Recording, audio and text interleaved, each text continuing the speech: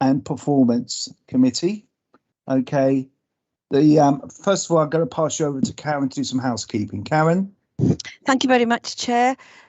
For everybody's information and for those viewing tonight, please, just to advise you that this meeting is being recorded and will be archived will be uploaded for archive purposes on the Council's website. Can I remind all present in the meeting that if you have any issues that you would like raised, members of the committee, would you please use the hand raise function rather than the chat facility, as the chair would prefer that all discussions are held within the meeting. So for members of the committee, please would you use the hand raise functions if you'd like to speak. Everyone else, would you please turn your camera and your microphone off until called by the chairman to speak. We have a number of officers tonight and a member of the public, and it's the members of the committee to be on screen, please. The other issue I would like to raise, if you have any technical difficulties during the meeting, could you please contact the Democratic Services Officer, or the only time we would ask you to use the chat facility is if you do have issues with your functions as members of the committee. Thank you very much. Thank you very much, Karen, for that.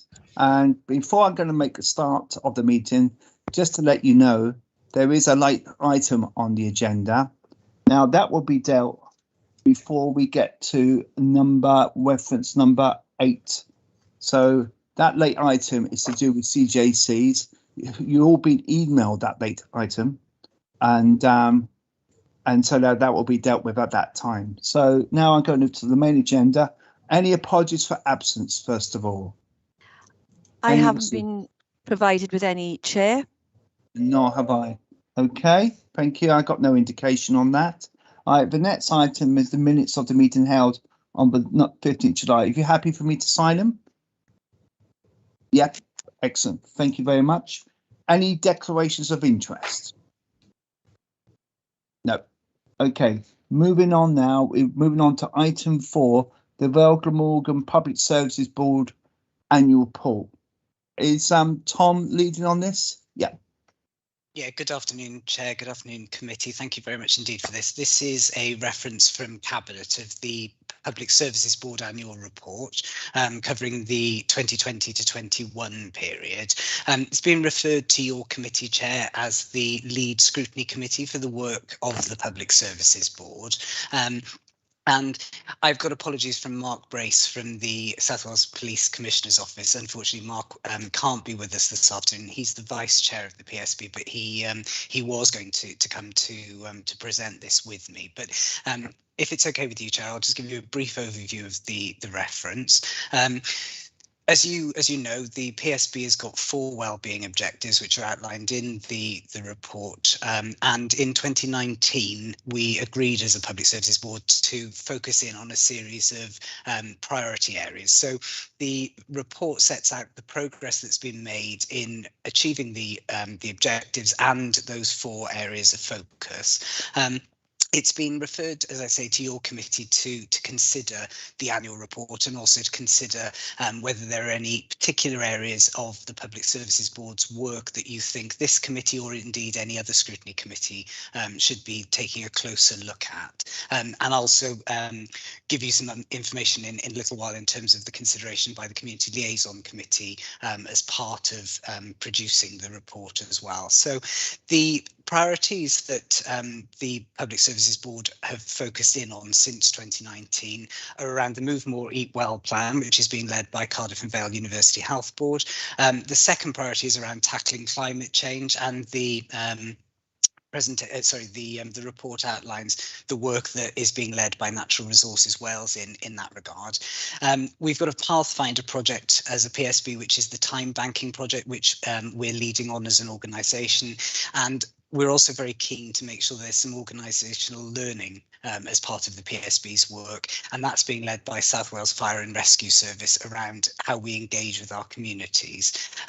So the report, which is produced using Microsoft Sway for a second year, has got a series of case studies which focus in on the activities of the Public Services Board, as well as providing the evidence base from the wellbeing assessment, and that's displayed using Power BI so that you can go in and interrogate some of the data and information that the Public Services Board used to set their priorities and to track their progress as well.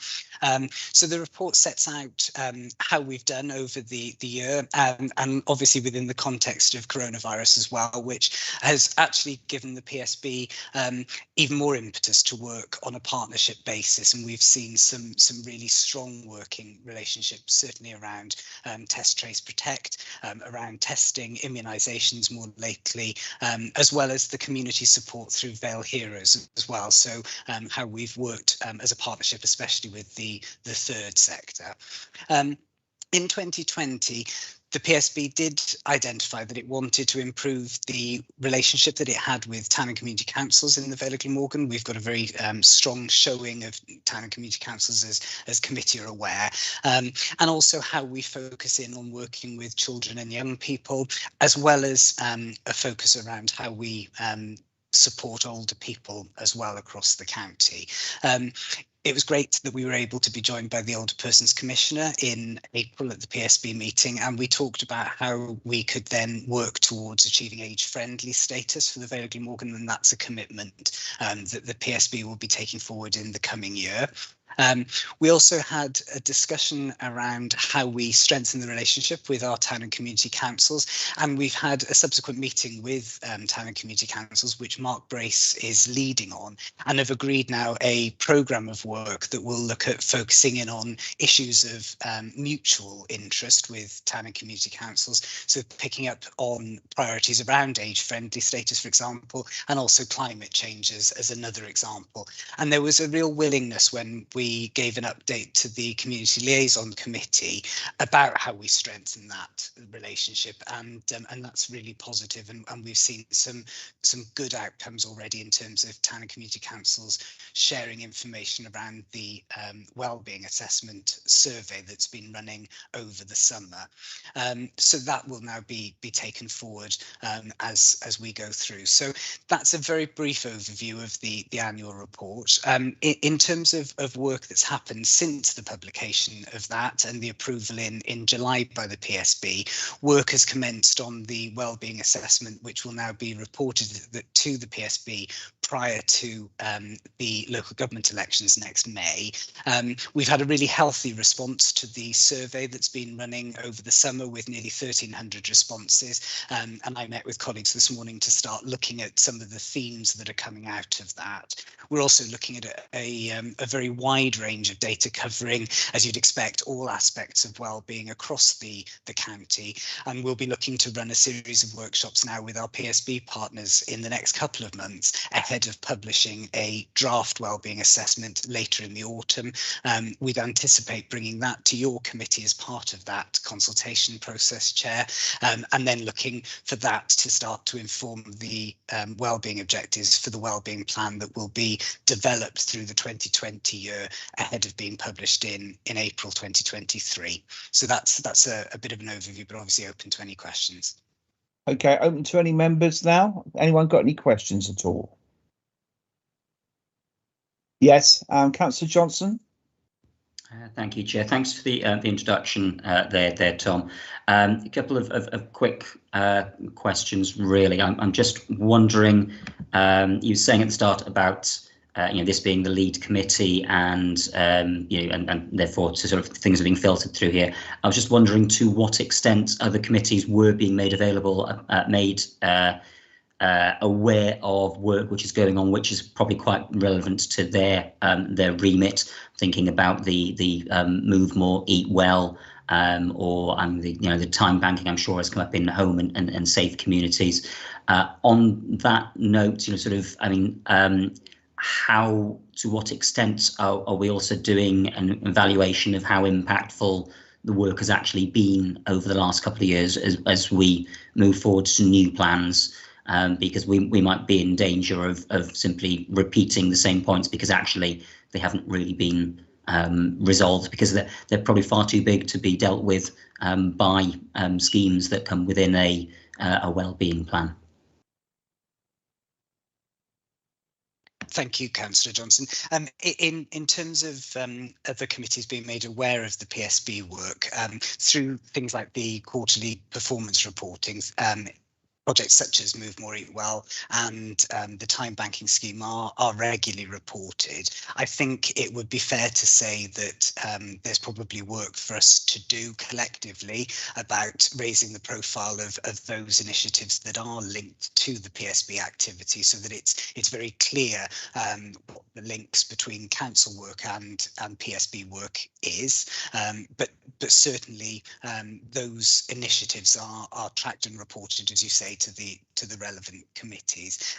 There is potential, I think, for perhaps, depending on committee's view this afternoon, whether you would recommend that other committees might want to take a focus, for example, on looking at the overall evaluation of some of those individual pieces of work, certainly.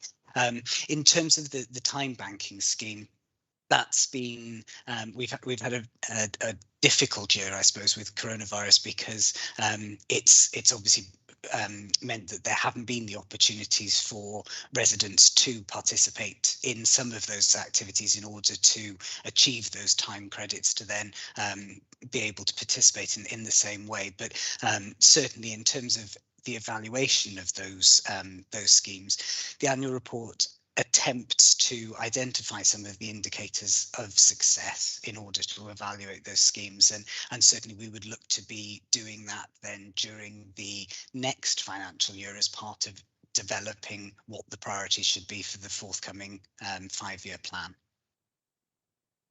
Fine. Okay, thank you for that. Any other member? Okay, well, I've got a recommendation to make on this.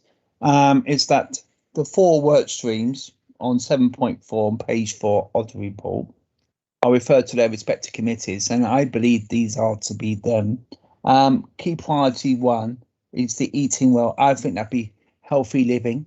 Okay, you could even look at education possibly as well there, because I think obviously we got food is a major element of an education committee, so maybe that can be looked at as well. Key priority 2, climate change. I think that should go to E and ER, because I think that's the relevant committee for that. The Pathfinder project time banking, I think that's probably is housing, because I know that time banking is quite used extensively within that committee. And the final one, I think, could probably go to this committee in terms of it's about engagement. And I think anything we all need to learn from engagement and try to improve the amount of engagement that goes on with the public and relevant stakeholders. And I think it'd be quite good to get that. I think the only question I was going to ask Tom on these recommendations is that when can we have those reports presented to those committees? And obviously it would have to be put in their respective work plans as well.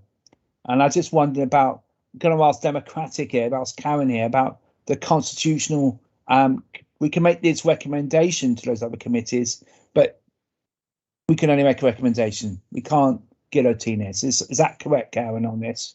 That's correct. You make recommendations to the Cabinet, Chair.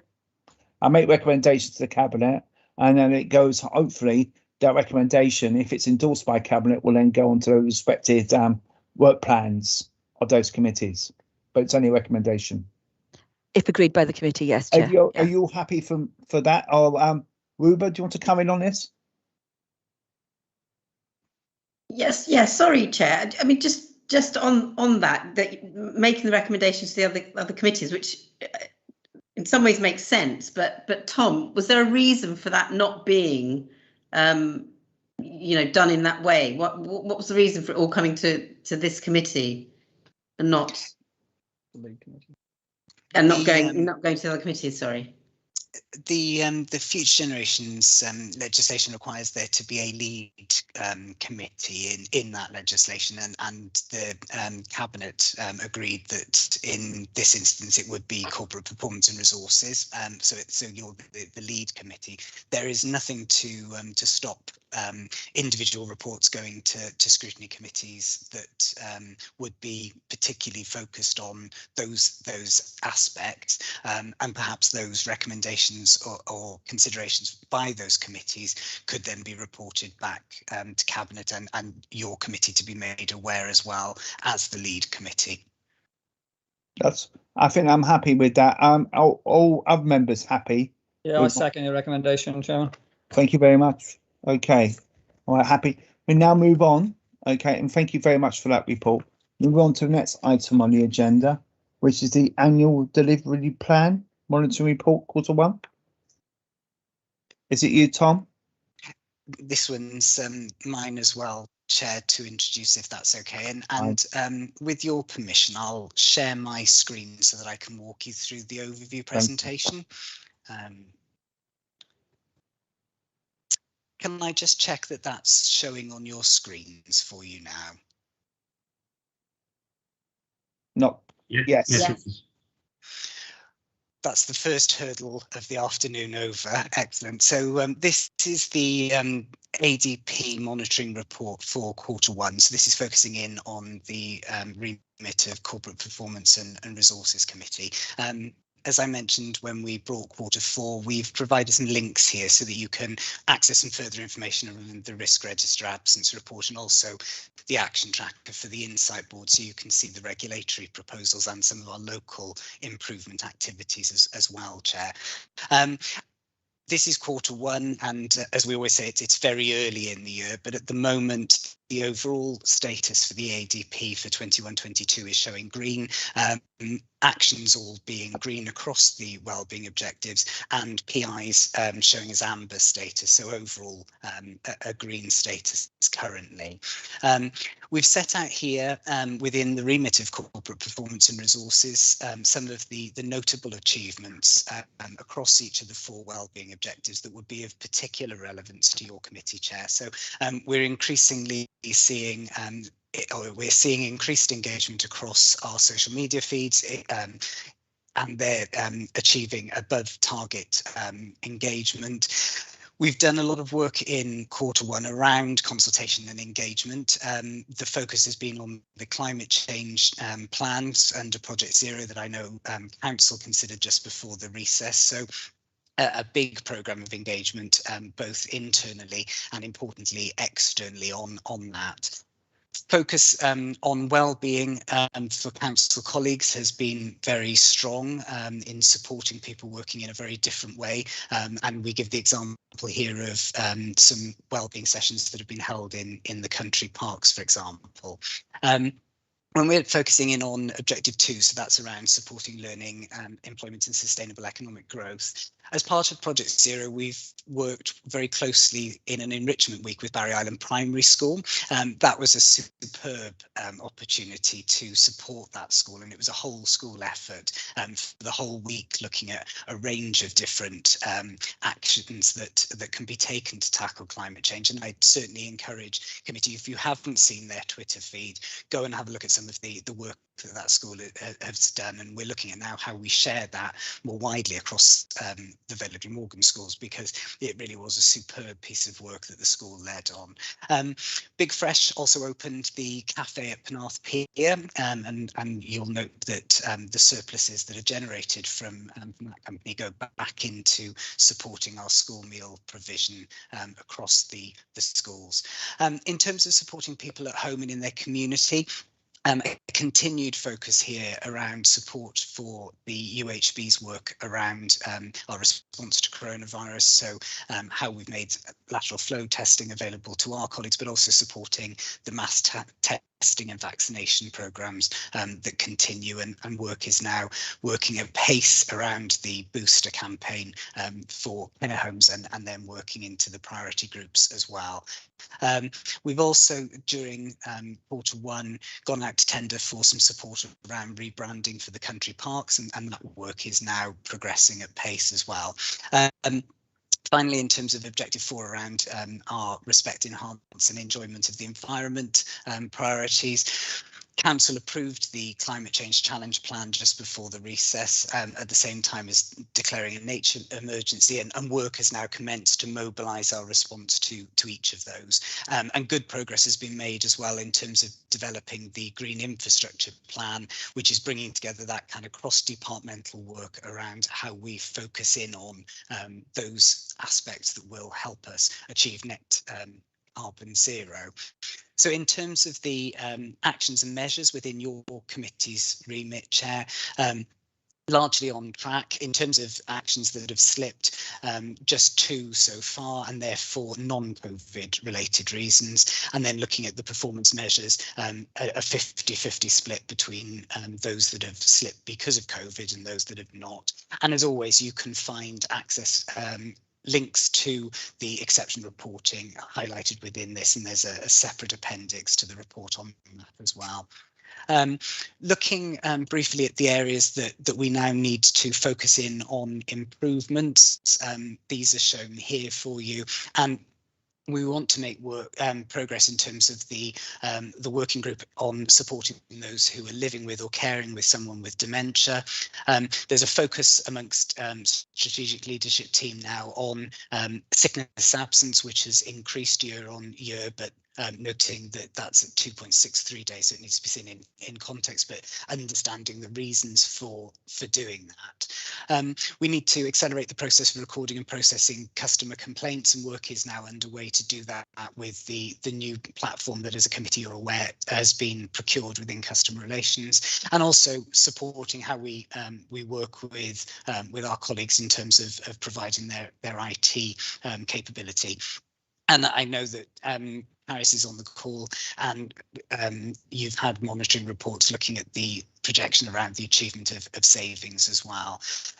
In terms of the activities for improvement in Objective 2, some work needs to continue around a review of the economic development function to make sure that we respond to the changing funding environment, and make sure that there's a fit for the future model in there as well, and also looking at how we now get back on track with the work around volunteering, now that it's possible for people to get involved in that in a different way than they have been for the last 18 months or so. And I've mentioned the funding arrangements, which are changing, and we'll see the end to the funding for creative rural communities at the end of this calendar year.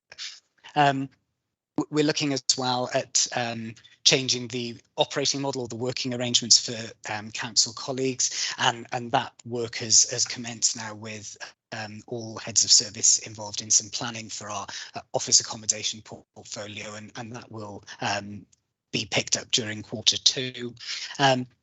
And finally, in terms of Objective 4, you'll see there's some work that needs to continue around the conversion of streetlights to LED. There's work around developing the strategy of sustainable drainage systems, and also some work to revise the local flood risk management strategy, which is pending some guidance from Welsh Government as well.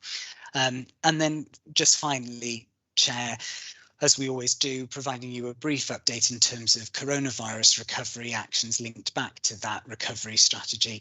You've got a reference later on in the agenda around the review of the senior leadership team, so I won't touch on that obviously now. We need to continue to support senior managers on plans to safely support people to return back to a mix of working from home and the office. The Civic Offices reception has reopened during Q1, and work is underway now to open up more services, including the dock office reception, for planning inquiries during Q2. And I've mentioned the work around our support for Cardiff and Vale Health Board in terms of testing and the immunisation work. And then finally, we've undertaken an employee wellbeing survey that has been used to now support the proposals for office accommodation, which are being progressed and also being picked up by my colleagues in HR and OD in terms of that provision of wellbeing support to council colleagues as well. So that's a bit of a whistle-stop tour through Q1 for you, Chair. Thank you very much, Tom. Open to members now. Any member? And Councillor John. Thank you, Mr. Chairman. There's only one item I wanted to mention, and that is a reference to the Dementia Working Group. I would like to contribute to this working group with my experience, Tom, if you would ask the officer to contact me, because I could contribute some of my experiences over the last 3.5 years, which may benefit them in the long term. So if you wish to take that forward and someone wishes to contact me, it may be worthwhile. Thank you. Thank you, Councillor John, and of course I'll pass the details across to my colleagues. Thank you. Councillor Driscoll.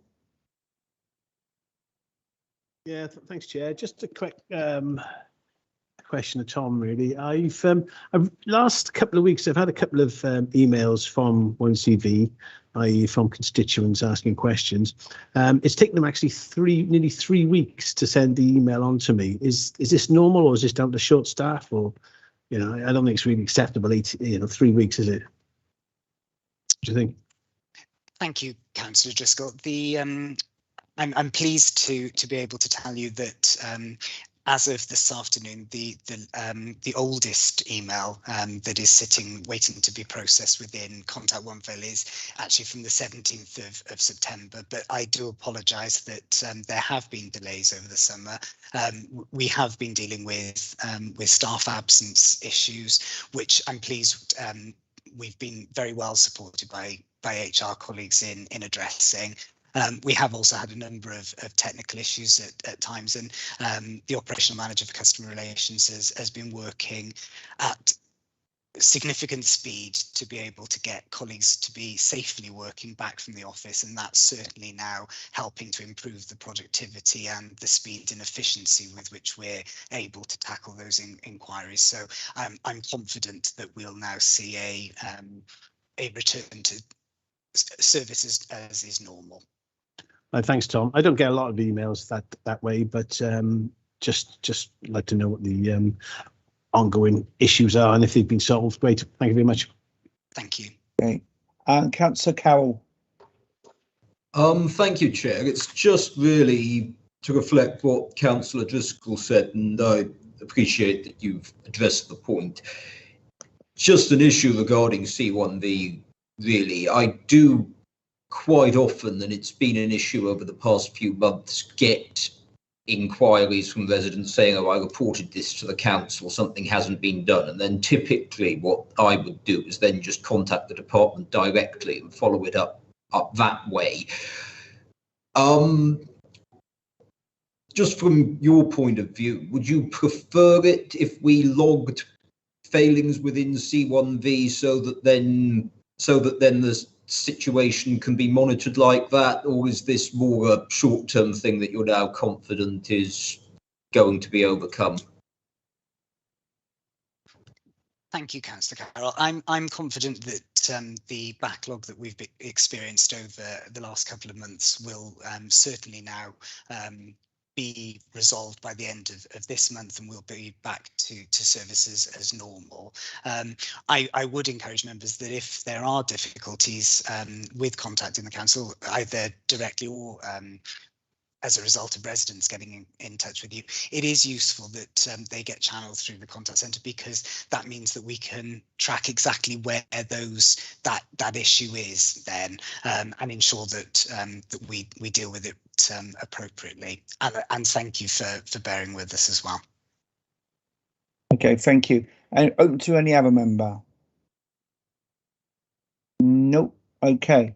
I got some few points I'd like to raise. If you look on page 11 on what have we done well, I just wanted some sort of further information about a possible date on the stage 3 business case submission to Welsh Government and the Capital City region. I think this is about the and it's also concerning the Barry Docks interchange study. So I'm just wondering if we got any information on any dates at all about that.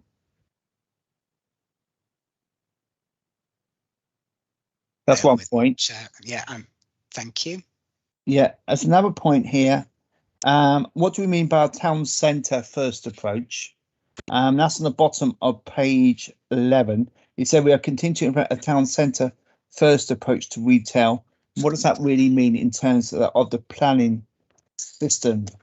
I just wonder if you can deal with those two queries.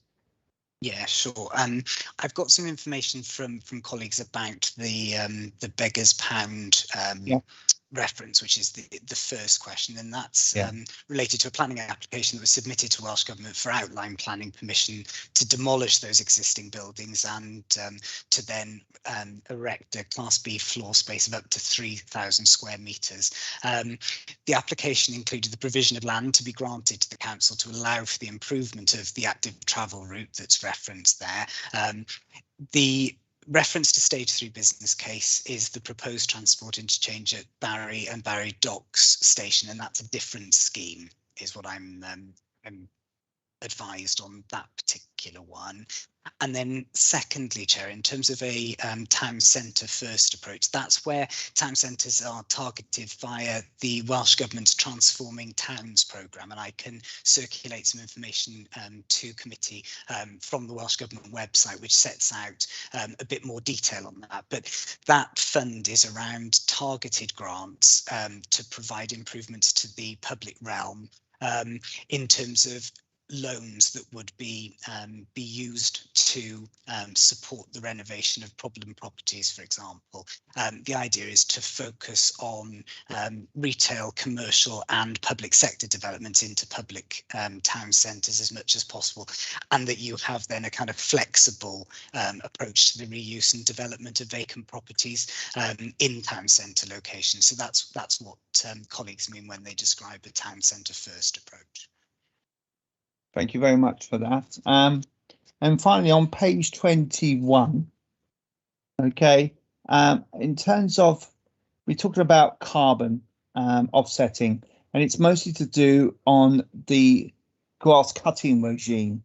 We know now in certain areas, we're now only doing very selective grass cutting, and what would be quite interesting is to measure the benefit of that in those particular areas. And I'm just wondering what we're doing to try and measure those benefits, like, for example, increased biodiversity and whatever. I just wonder how we're doing that.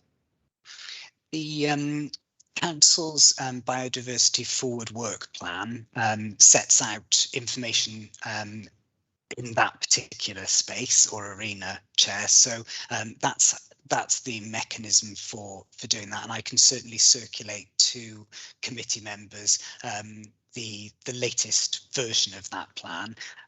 I'm also working with colleagues from the environment and the regeneration teams looking at how we update that plan in the context of both Project Zero and the nature emergency, and clearly those metrics will be key aspects of understanding the impact that we're having. Thank you. And the final point is on page 23, and it's relating to the waste management strategy. I just wondered when that's going to be available.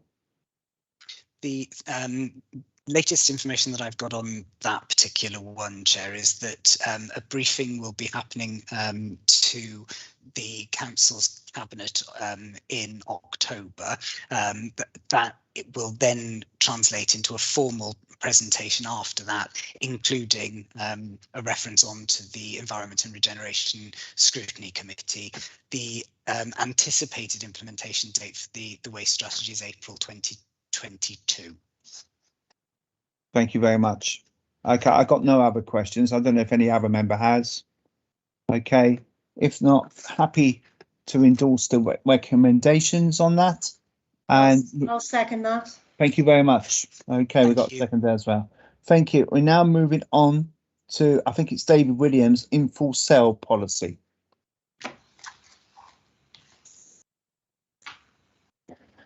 Thank you, Chair.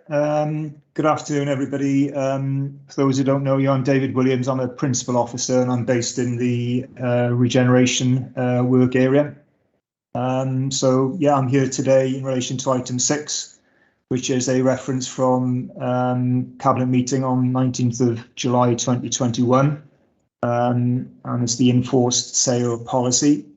So the document that you got before you today is comprised of 4 sections. The first section is the minute from the said Cabinet meeting. The second section is the Cabinet report itself.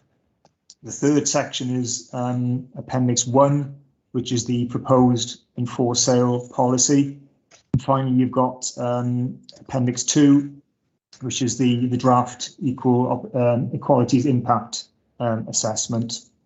So before I talk you through the report, I just wanted to very quickly highlight the most pertinent recommendations to you that came out of the Cabinet meeting.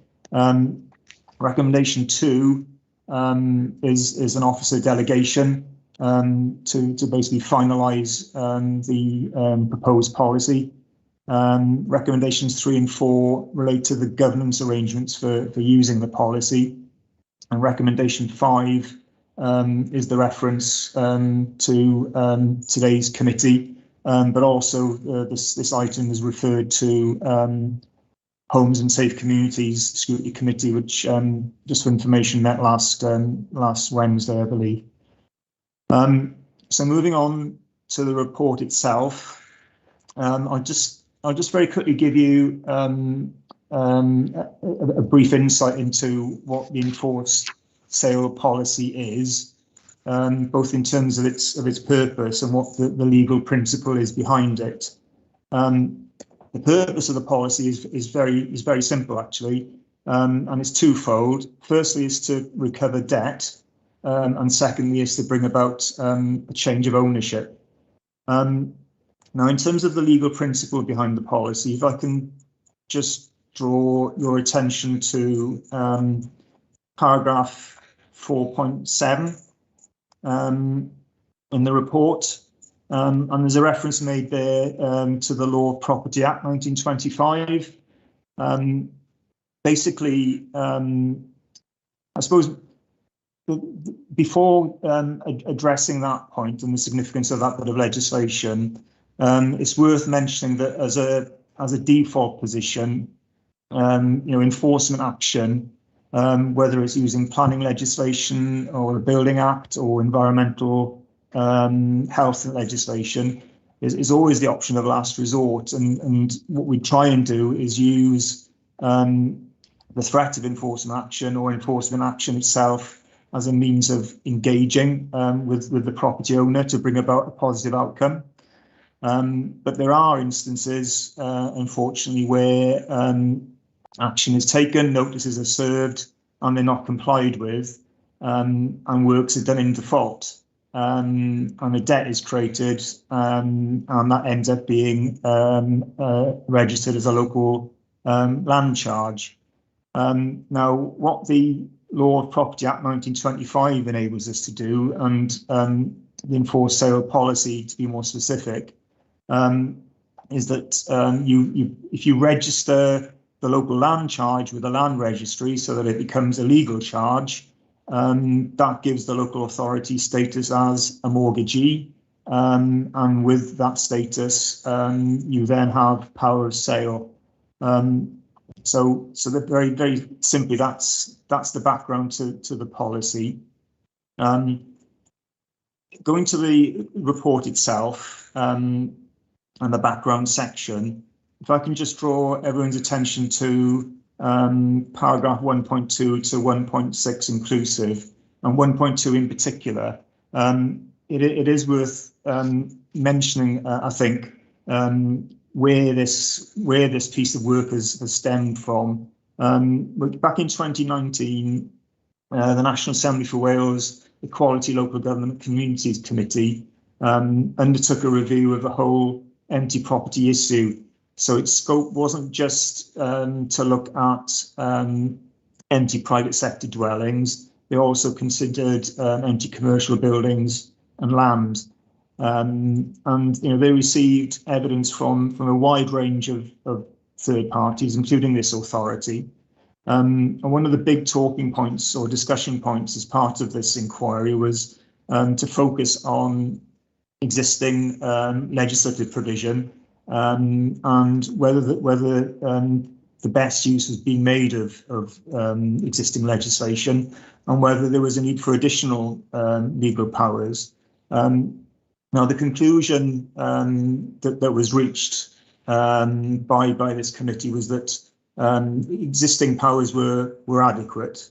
But what came out of this inquiry was that there are various challenges in terms of capacity issues and skill shortages amongst local authorities, which are hampering the use of some of these legal powers. So in response to this finding, the Welsh Government towards the end of 2019 launched what became known as the Empty Property Management Support Programme. And officers from this council and the relevant cabinet members have been working closely with the Welsh Government team and the industry expert who's been brought in really to facilitate the delivery of this programme, to address issues of capacity and skill shortage. So this proposed policy is a direct result of this particular work stream. So moving on to section 2 of the report and key issues for consideration. As I said a few minutes ago, really, our sort of default position is to use enforcement powers as an option of last resort. What officers, the modus operandi for officers is really to try and engage with property owners and to offer advice and assistance, and where it exists, financial assistance to try and deal with the particular problem that's manifesting itself. In a very few instances, it isn't always possible to reach a positive outcome, and that's when thoughts turn to taking enforcement action in relation to whatever the particular problem is. What section 2 of the report deals with really is the build-up and the checks and balances that are in place before the case is presented for the use of the policy as set out in recommendations 3 and 4 of the cabinet report. So if I can just draw your attention to paragraph 2.7, those are your criteria, basically. There are 6 criteria there that officers would use. And as I said, these are the checks and balances that we would follow really before presenting the case for using the policy. If I was to sort of sum up the process in a few words, we've got to think as officers, we have to think about, the action we're taking, is it reasonable? Is the action that we're proposing to take, is it proportionate? Is it necessary? And is it lawful? And I think, these checks, these criteria, which are part of the build-up, are all part of that thought process. And I'll quickly just talk you through them. The trigger for the build-up is a debt in excess of £500. The second criterion is the debt mustn't be statute barred. In case you're wondering what that term means, there is a definition of that in paragraph 4.3 of the report in relation to the Limitation Act 1980. The third criteria is the debt must be more than 2 months old. In other words, we've given the owner an adequate period of time to redeem the debt. The fourth criterion is the property must be vacant with no prospect of it becoming occupied in the next 6 months. Number 5, the owner, if we've been able to trace them, has not complied, or we can evidence non-compliance with the relevant bit of legislation. And number 6, there's been no positive engagement or response from the owner in relation to letters that they would have received regarding the condition of the property. Can I also just refer you to Appendix 1? And within Appendix 1, there is a section headed Appendix C, and that is the checklist for the whole process. Really, there are 11 stages in the process, and what you notice, the thread running through it all really is communication with the owner, or giving the owner a clear indication of what our intentions are, and giving the owner a reasonable period of time to pay the debt. And it's all part of that sort of process of being or evidencing that we've been reasonable and proportionate throughout. Because as I've said, this is really the option of last resort.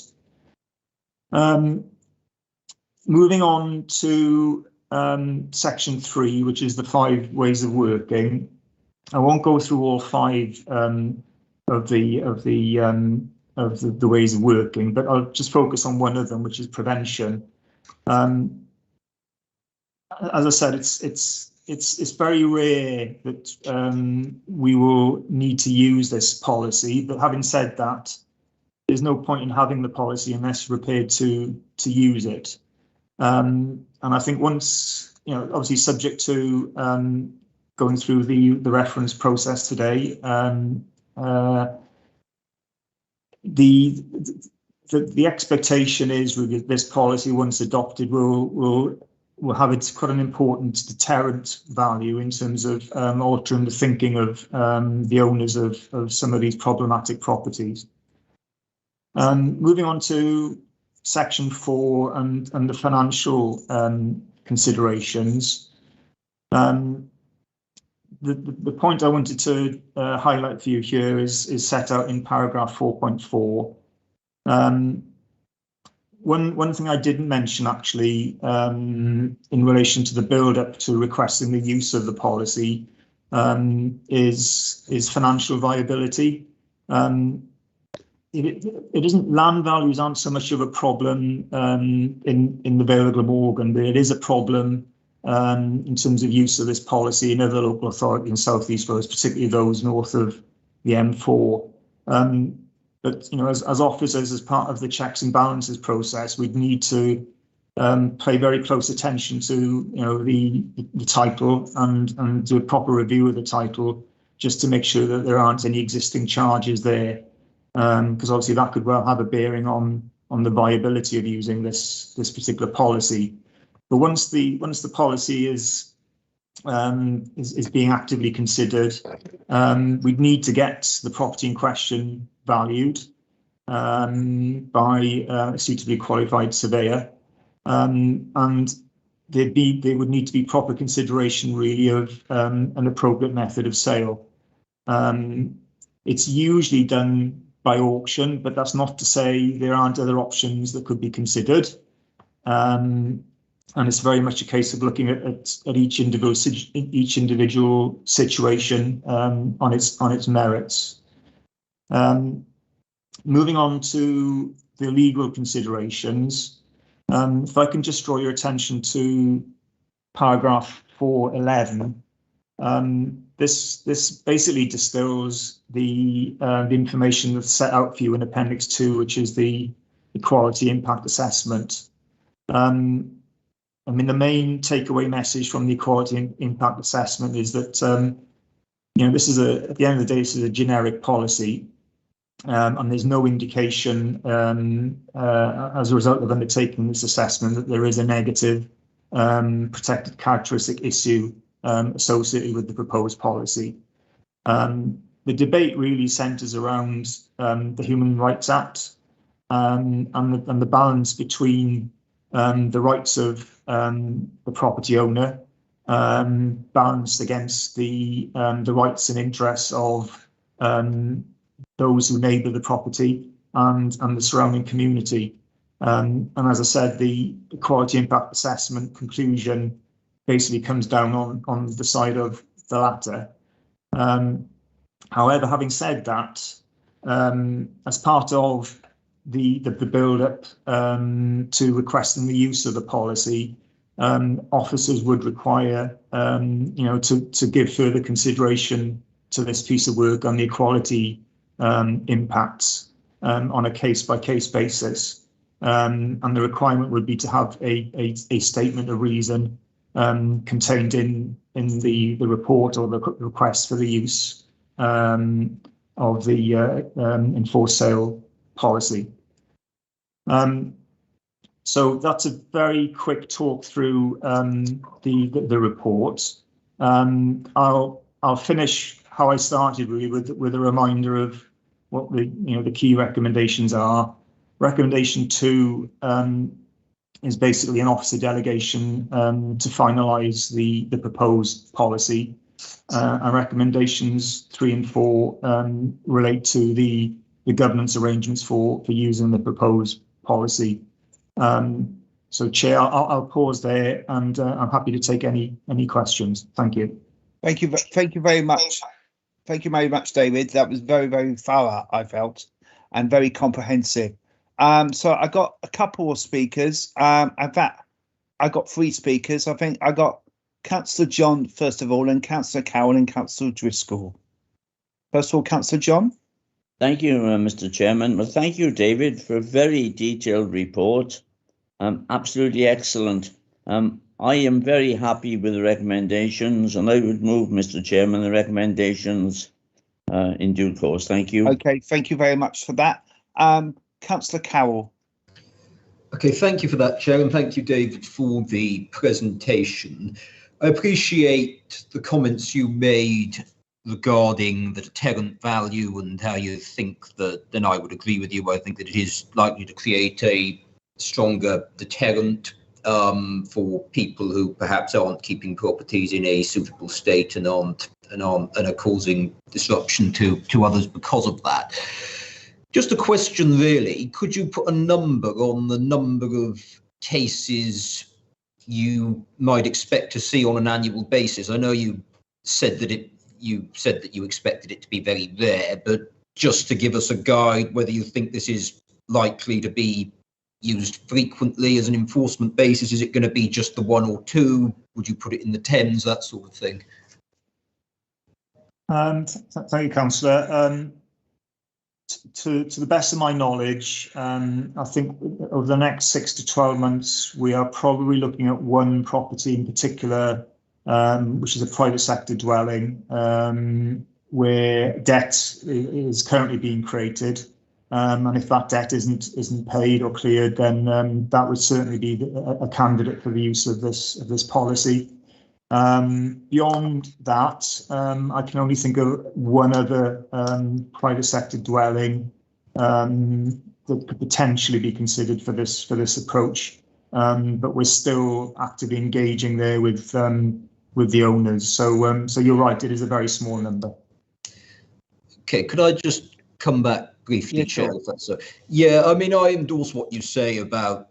I believe in property rights. It's not something I would like to see happen as a matter of course. That said, the rights of people nearby and others also need to be given the same prominence. And so as long as this was used in rare circumstances and other methods of redress were treated as the preference, I think it, as a deterrent and as a last course of action, I'd be happy to endorse that. Thank you. Councillor Driscoll. Okay. Hi, David. Thanks for the report. It's quite interesting. Got a couple of questions. It gave the impression that if there's already a charge on the property, you wouldn't proceed. Is this the case, or would you just take a second charge? And then could the council force through the sale on the second charge, or would they just sit on the charge and accrue interest over the period until the first mortgagee decides to force through the sale? There's a couple of other questions. Also, on your appendix 1, number 4, identifying and prioritising potential properties for enforced sale. It gives the impression that you're looking for empty properties, but surely these properties would have come to your attention anyhow because of the debts outstanding to the council. That's one. It does go on to elaborate a little bit on that. So, but it's just the heading that gives a little bit of a misleading thing. Also, then when you do force through a sale, if they're obviously going to be proceeds more than the amount that you're owed, would you be charging officer time, which I would fully expect to, because if you used an outsourced company, they would charge considerably, probably more than council, and also then the proceeds, would they go to the owner of the property? And my final question is, if you can't trace the owner of the property, what happens to the proceeds then? Over to you. Sorry if there's too many questions in one go, but. Okay. Thank you, Councillor Driscoll. I've been noting that, what you've just said there. So I'll start with the last question first, if that's okay. Yeah, fine. So in the Cabinet report, paragraph 4.5 deals with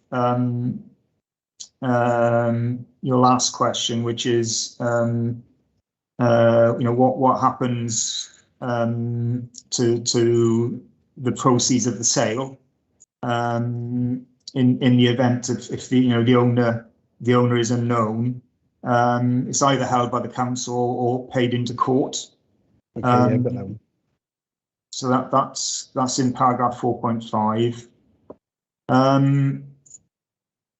I think one of your earlier questions was whether officer time is recoverable. That's covered in 4.2. The term reasonable costs is used. Okay. So, and then the last sentence of paragraph 4.2. So it says, legal, surveying, marketing, administrative costs. So yes, officer time is covered under that. And I think the question prior to that was in relation to legal charges, was it not? Yeah, second charge. Yeah.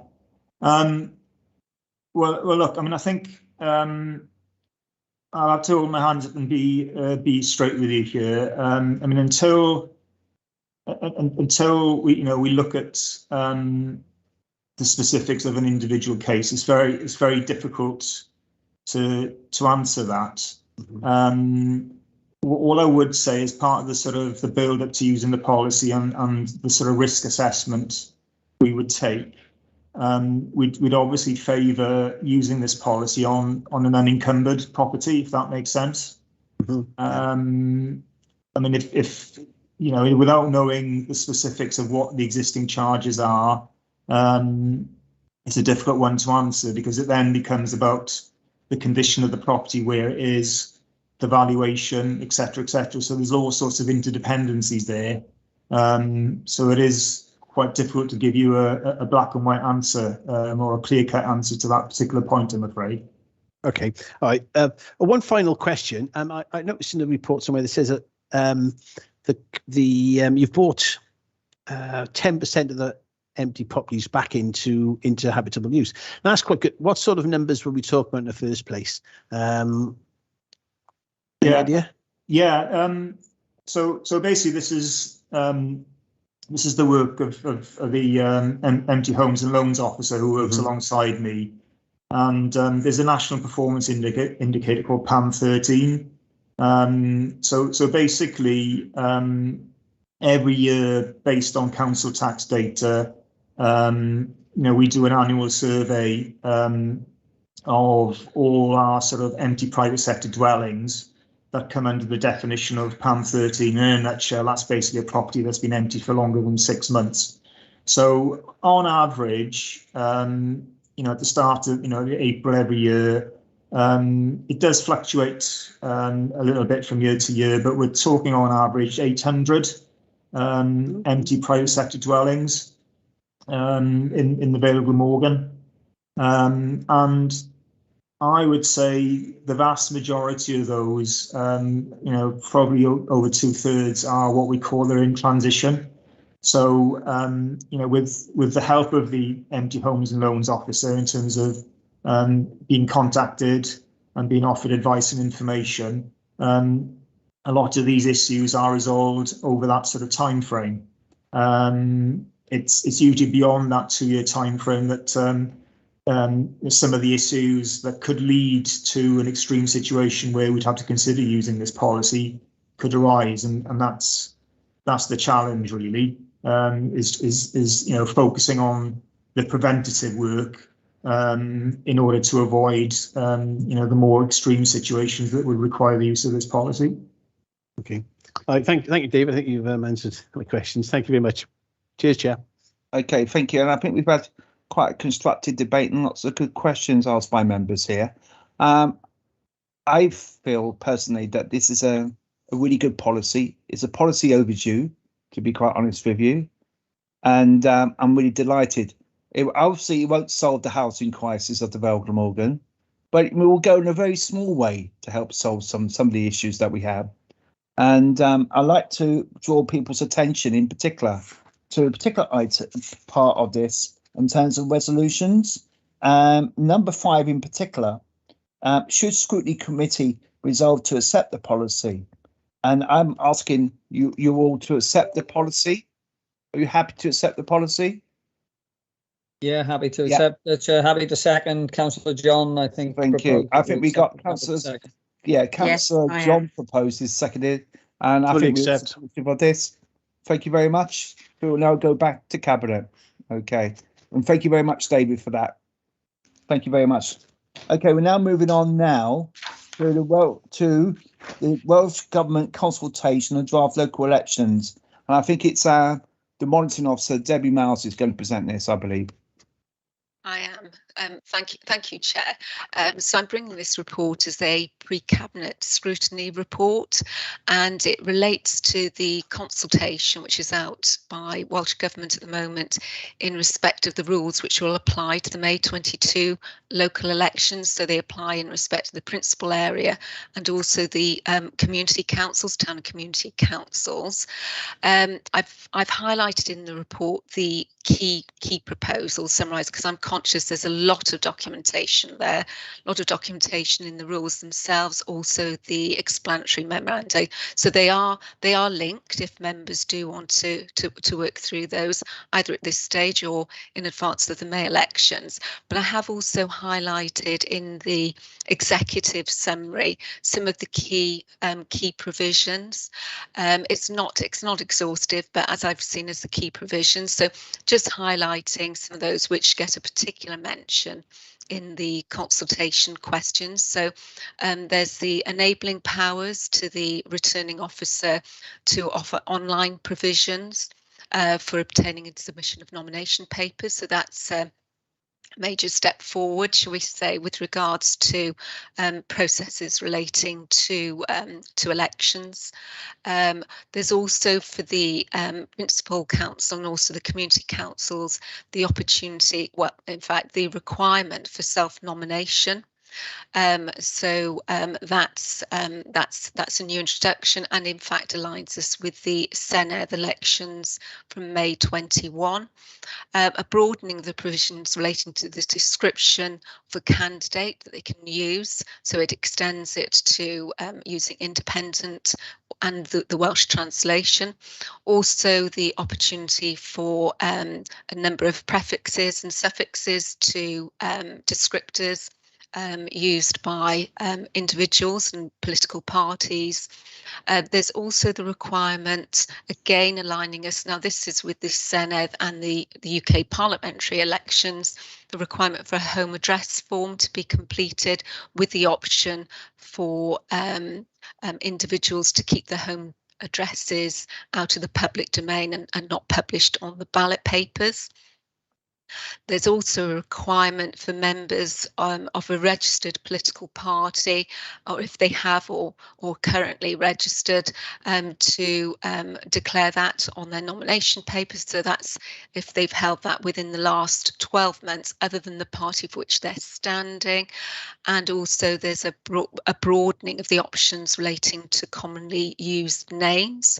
And with regards to principal councils, there's the option and the opportunity there for candidates to also submit to the returning officer a personal statement. So those are some just a quick outline of some of the key provisions, particularly at Appendix A, which is the draft the draft response, which I've pulled together. I'd particularly draw attention to the answer to question 2, which deals with the issue relating to online availability of information, and particularly the submission of nominations. And it's highlighting obviously the need to have that confidence in a robust ICT platform, and flagging up, which I know is a particular point supported by the Association of Administrators, that ideally there would be a centrally provided portal available for that, just to minimise any risks there. But of course, the importance of having processes and procedures in place so that any risk is actually reduced and minimised, and particularly question number 9, which deals with the personal statements. So as the regional returning officer for the PCC, I had the pleasure of dealing with personal statements, or candidates' addresses as they're referred to in the PCC. So I've drawn upon that just to flag up some of the areas which I think the draft rules could deal with a little bit more detail. So having a set template, looking at the timelines for the PCC, the cut-off date for the submission of the candidate's address or personal statements is prior to the close of nominations, and I am conscious that if it's left, could be as late as close of nominations, the administrative feat, which is already presented to the staff, would be compounded with the personal statements if they're submitted up until that point, and also being conscious of the fact that there's a requirement for them to be published at the time of the statement of persons nominated. Again, a significant administrative task there. I've also highlighted provisions relating to translation requirements, and also the manner in which they're submitted. So that's just a few of the points, and also just pose the issue about the council's website being used because of the provisions in the Local Government Act 72, which require the council not to have an involvement with regards to candidates, and to basically have a neutral position with the election. So those are the two I particularly wanted to highlight. In addition, with regards to question 11, the leader has kindly fed through an observation for me to share with Scrutiny Committee, and he's suggesting that in addition, it would assist if individuals standing for election are on the register of electors wherever they live, and so that would certainly aid from an administrative perspective, confirming the identity of candidates. So happy to take any questions, happy to drill down in any further detail into the supporting papers.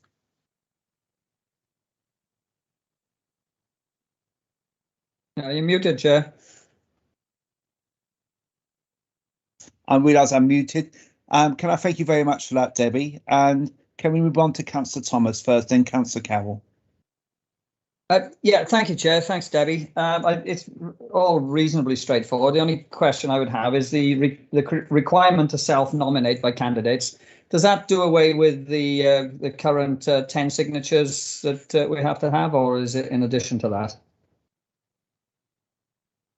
Yes, I think the proposal is just to have the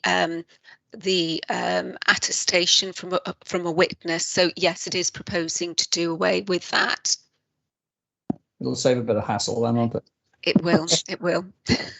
And I think to be fair, we saw this with the May elections, May 21, that there was that shift to self-nomination, and I think partly driven by the fact that we were, and we still are, in the COVID pandemic, and it was to reduce mobility. And I think it was felt that similarly, obviously for the principal areas and town and community councils, they could benefit from that as well. We did see an increase in nominations, so I would suspect that would similarly be the case for the local elections. Okay, thank you, Chair. Thank you, Debbie. Can I ask you a question interjecting on that and what Councillor Thomas has said? Will the 3 mile requirement still exist, the 3 mile rule, and also about the county rule in terms of residential or property, or if you work in a place, will those still be carrying on as well? Absolutely. With regards to the principal council, the 3 mile rule applies with regards to the community council, but it is set out within the body of the draft rules, the qualifying criteria, and certainly I can pinpoint those and flag them up with members. Let me just have a look. I might be able to find it now. Yeah, they are the provisions that we're familiar with, you're familiar with, that you can have a business within the area or land within the area, but those provisions which you're familiar with will continue. Okay, Councillor Carroll now. Thank you for that, Chair. It's just a statement or question really about the statements of party membership. I've got to be honest, I do have some concerns about that, particularly regarding town and community councils, because from a personal point of view, and this is just a personal view, there's one thing I really dislike is the politicisation of town and community councils. I think that often they're better when people sit as independents on them. My own community council in Lambdock that covers my ward, there are in fact members of this authority who are members of that council and sit on there as independents, and I think the council is better for it. I'm conscious that there are people on other town and community councils across the Vale who I'm aware of, who are members of political parties, some from my own, some from other parties, and I do fear that their election chances could perhaps be jeopardised if this declaration is made when their party membership isn't necessarily relevant to their role as a town or community councillor. So I just wanted to place that on the record and not necessarily recommend an amendment to the council's response, but just to see what other members' thoughts were on that. Yeah. Debbie, do you want to respond? All I would say is Councillor Carroll is absolutely right. It's question number 7 in Appendix A, and it does apply to both principal and community councils. So it's a new provision, and obviously just welcome the view of the committee. Okay, I'm going to answer that myself personally. I think it's very interesting because I think there are town and community councillors who do belong to political parties, and I certainly know of them. Some of them have got that designation of a party, but some haven't. Now, the question I was going to ask Debbie is say, for instance, that person hasn't got a designation, not even as an independent, no designation whatsoever, can they still carry on with that? But will they still then have to declare they're a member of the Labour Party or the Conservative Party, Plaid Cymru or whatever? I'm just asking you about that, Debbie.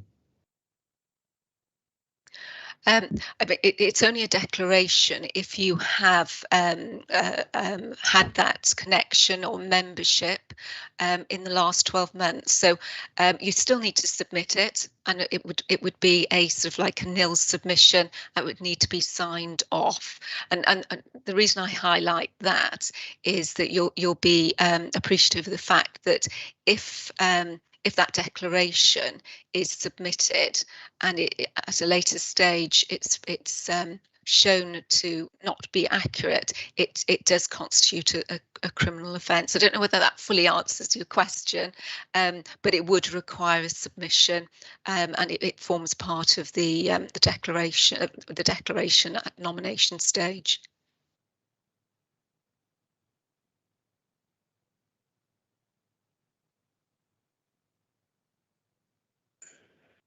All right, we now move on now to Ruba. Thank you, Chair. No, I would just to come back on Councillor Carroll's point, just to say that I totally disagree with him. I think it's very important that members of the public, have an idea of a person's political background, and even if you're not a member of a party, you may have had allegiances which members of the public may or may not agree with. So I think it is important that people know, and if people decide to stand as independents, then they're entitled to demonstrate that they're standing as an independent and are not aligned to a political party, but they can be questioned on that, and I think that's the important point, to have that declaration. Yeah. So thank you, Chair. Thank you. Councillor John.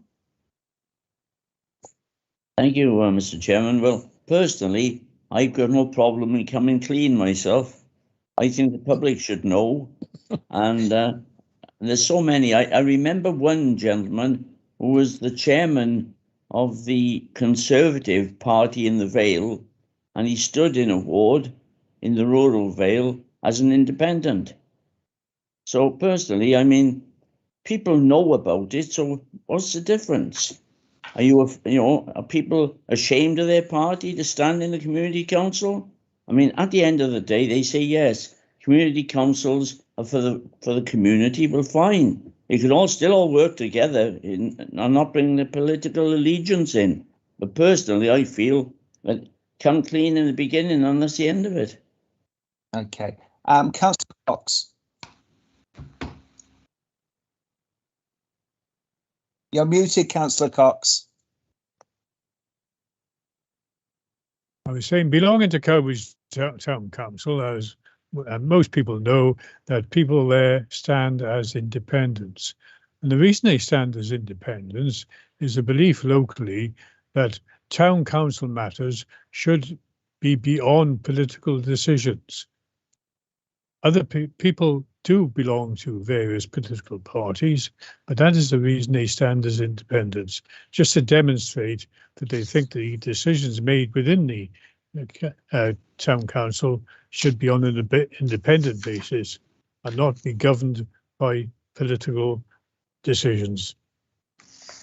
Okay, open to any other member on this matter?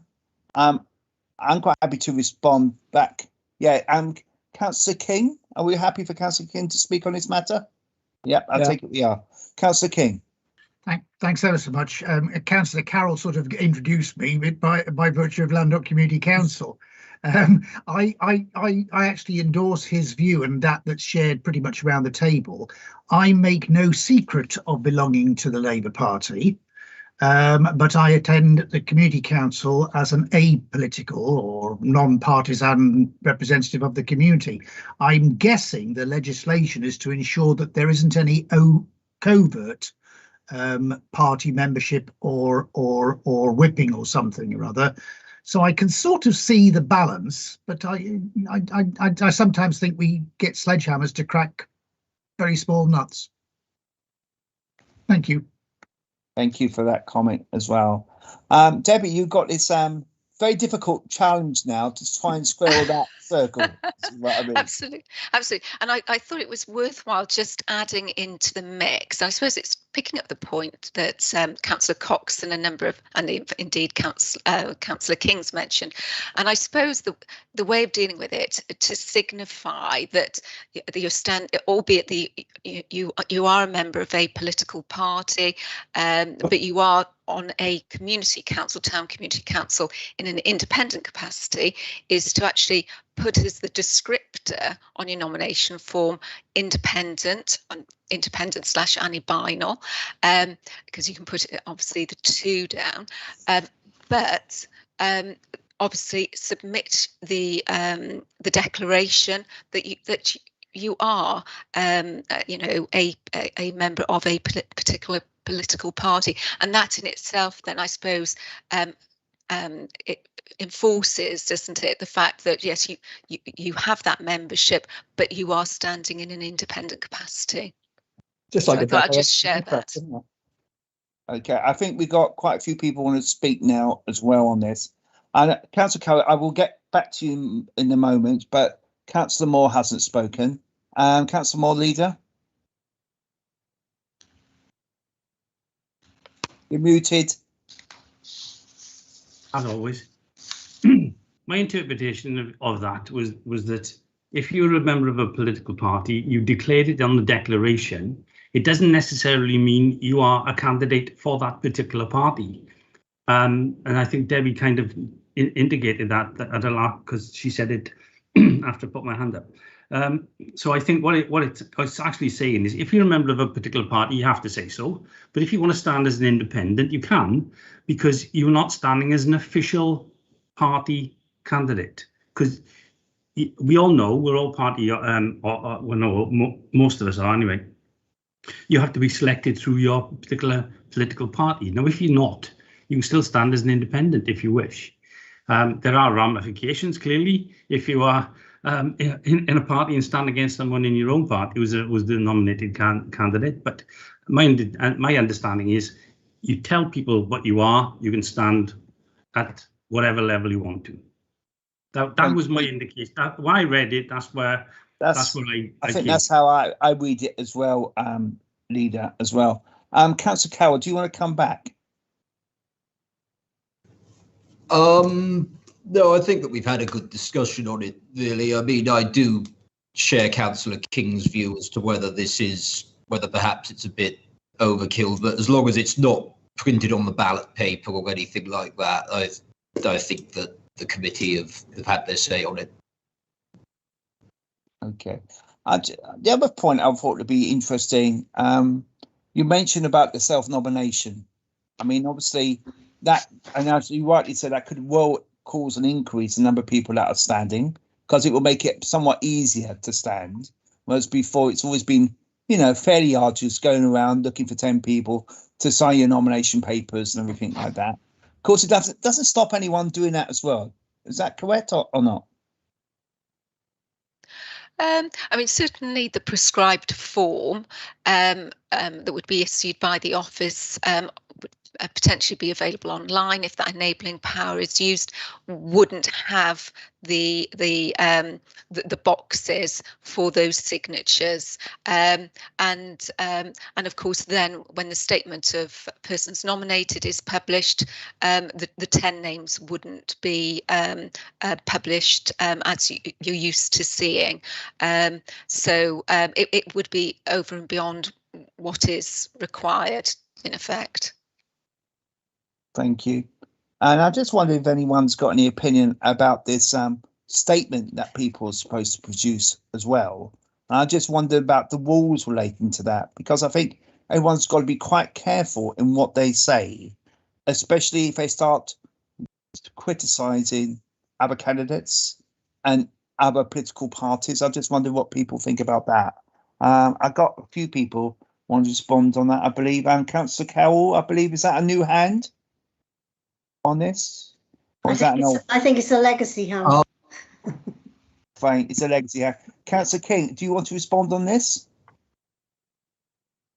and Councillor Ruber. Sorry, Chair, trying to do too many things at once and failing in all of them badly. All right, and so Ruber, I think Ruber wants to come in on this. Yeah, no. I suppose in principle, I don't suppose there's anything in particular wrong with it. But I really was wondering. I don't know if Debbie's got any idea on this, but what the purpose of it was really, because I'm assuming once people have nominated themselves. You then begin the process of electioneering, so people will soon enough know who you are. So I just wondered what the purpose of it was really. Through you, Chair. I don't think the guidance goes into that, so it would just be me sort of second guessing. But I think I suppose it's openness, transparency, to a certain extent, giving a platform and opportunity for electors to see who's standing and why they are standing. So I think it's in that context, but I do think there needs to be some more rigour around it. You see from the PCC rules, it basically says in one section that through the candidate's address or the personal statement, they can't criticise another candidate. Well, I think we need to see that in the rules for the principal areas. So I think that there does certainly need to be some revisiting of the provisions, and I think certainly learning from some of the provisions in the PCC rules would assist. Yeah. I just wondered if anyone else got any other comments on that, because I got some comments on that. Can't see indications. Okay, I was wondering about the Equality Act implications on that as well, because there may be some people who are dyslexic, for example, who have got some disabilities who find it very difficult to write a statement. And I'm just wondering what sort of support would there be for such people who wanted to write a statement? Would there be any assistance, especially if they didn't belong to any political party? They were standing as an independent person, perhaps. I mean, I assume in some political parties will probably help out people, but not everyone is a member of a political party. And then we may have a lot of people who stand as independents next time for the principal, and no doubt for town and community council. So I wonder, perhaps, is there any thinking in that area as well, Debbie, at all? It's not covered off in the guidance. I mean, certainly it wouldn't be an area that you'd expect the electoral services team to support or to assist in. There might be an opportunity though to signpost, and I think if we're seeing this rule coming through the final into the final approved rules, certainly we would liaise with bodies to see if they could offer such a service and support. So I think there certainly would be follow-up work as a result once we see the final set of rules. Thank you. Councillor Moore, do you want to come in on this as well? Yes, thank you, Chair. Because I read this one and I thought strange, because what it actually says, do you agree with the options and requirements about candidates' personal statements? Should anything else be included?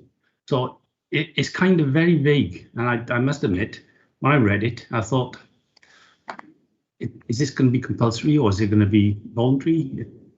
I think maybe that's a question we should ask. I think so, and I also think that even if you make it optional, I think most people will feel duty bound to do it, because it would be feel as a sign of weakness that you're not doing it. That you haven't got a view. Yes, and if I could just comment there, Chair, there's no mandatory provision, but I think you're absolutely right with the way it'll be potentially perceived. Okay, I think we've had a good discussion on this, and I think if you could convey our thoughts on this, Debbie, to the respective people, and will this then go back to Cabinet? Yes, the report's going to go to Cabinet on Monday, and then the Welsh Government officials have agreed for a slight time extension with this response. So we have until Tuesday, so that we had the opportunity for pre-Cabinet scrutiny and then for Cabinet to consider your views. Okay, for Councillor Mott, do you want to say something on that? Yeah, just going to ask, are you going to make a recommendation to either accept it or ask Welsh Government to delete it on the basis that, well, the discussion we've just had, really? I just wondered, because if it comes back to Cabinet, it's coming back to Cabinet and then we're sending it on from there. And obviously, I'd like to just be clear in my own mind what the views of the committee are, because we could, if we're minded, say we disagree with the fact that there should be a personal statement, because that would usually. Okay, I mean, I may do this, do a round robin on this point about the personal statement. Councillor Coward, do you want to come in before I do that? Yeah, I think that's a sensible suggestion from Councillor Moore. I would be happy to endorse such a recommendation.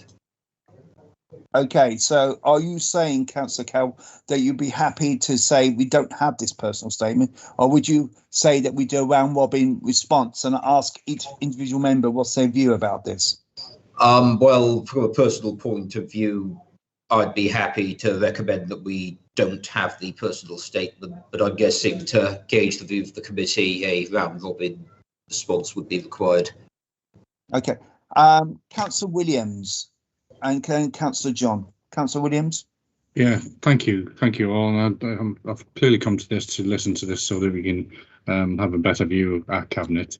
And I appreciate the intervention there, just to make sure what is it you want responding back on this consultation document. I don't want to be, in Monday saying, well, was that a recommendation or not? From my view, I can understand there's different views on the personal statement, so I'd like a recommendation from this committee either way. Okay, fine. I'm happy to do that. Councillor John, and then Councillor Wuber, and then I'm going to go to that round robin. Councillor John. Yeah, thank you, Mr. Chairman. I support Councillor Carroll in this. I don't think there should be a personal statement. I think there are too many loopholes with that, and I think people could land themselves into problems. Personally, I think cut it out altogether, and then we know where we're going. Okay. Councillor Wuber. Thank you, Chair. The only thing I would say about this personal statement, having sort of sat on the fence about it earlier, is that in light of the fact that people can self-nominate, having this personal statement in terms of sort of part of the democratic process, and getting their statement out to the people, to the electors, it could be seen as a sort of a fairer process to those people who don't belong to a party, who are self-nominating from their community, and their statements, for some people that might be the only statement they send out, because they won't have the finances or the backing to do some of the things that people who belong to parties can do. So I think I've sort of come off the fence on this now, and I might say that I would personally, I think I would go with the statement. Thank you, Chair. All right, thank you. I'm going to ask Karen if you could read out the members and then ask them for indication whether they're in favour of a personal statement or against them. Okay, can I just check first up? Debbie's got her hand up. Chair, do you want to speak to Debbie first? Sure.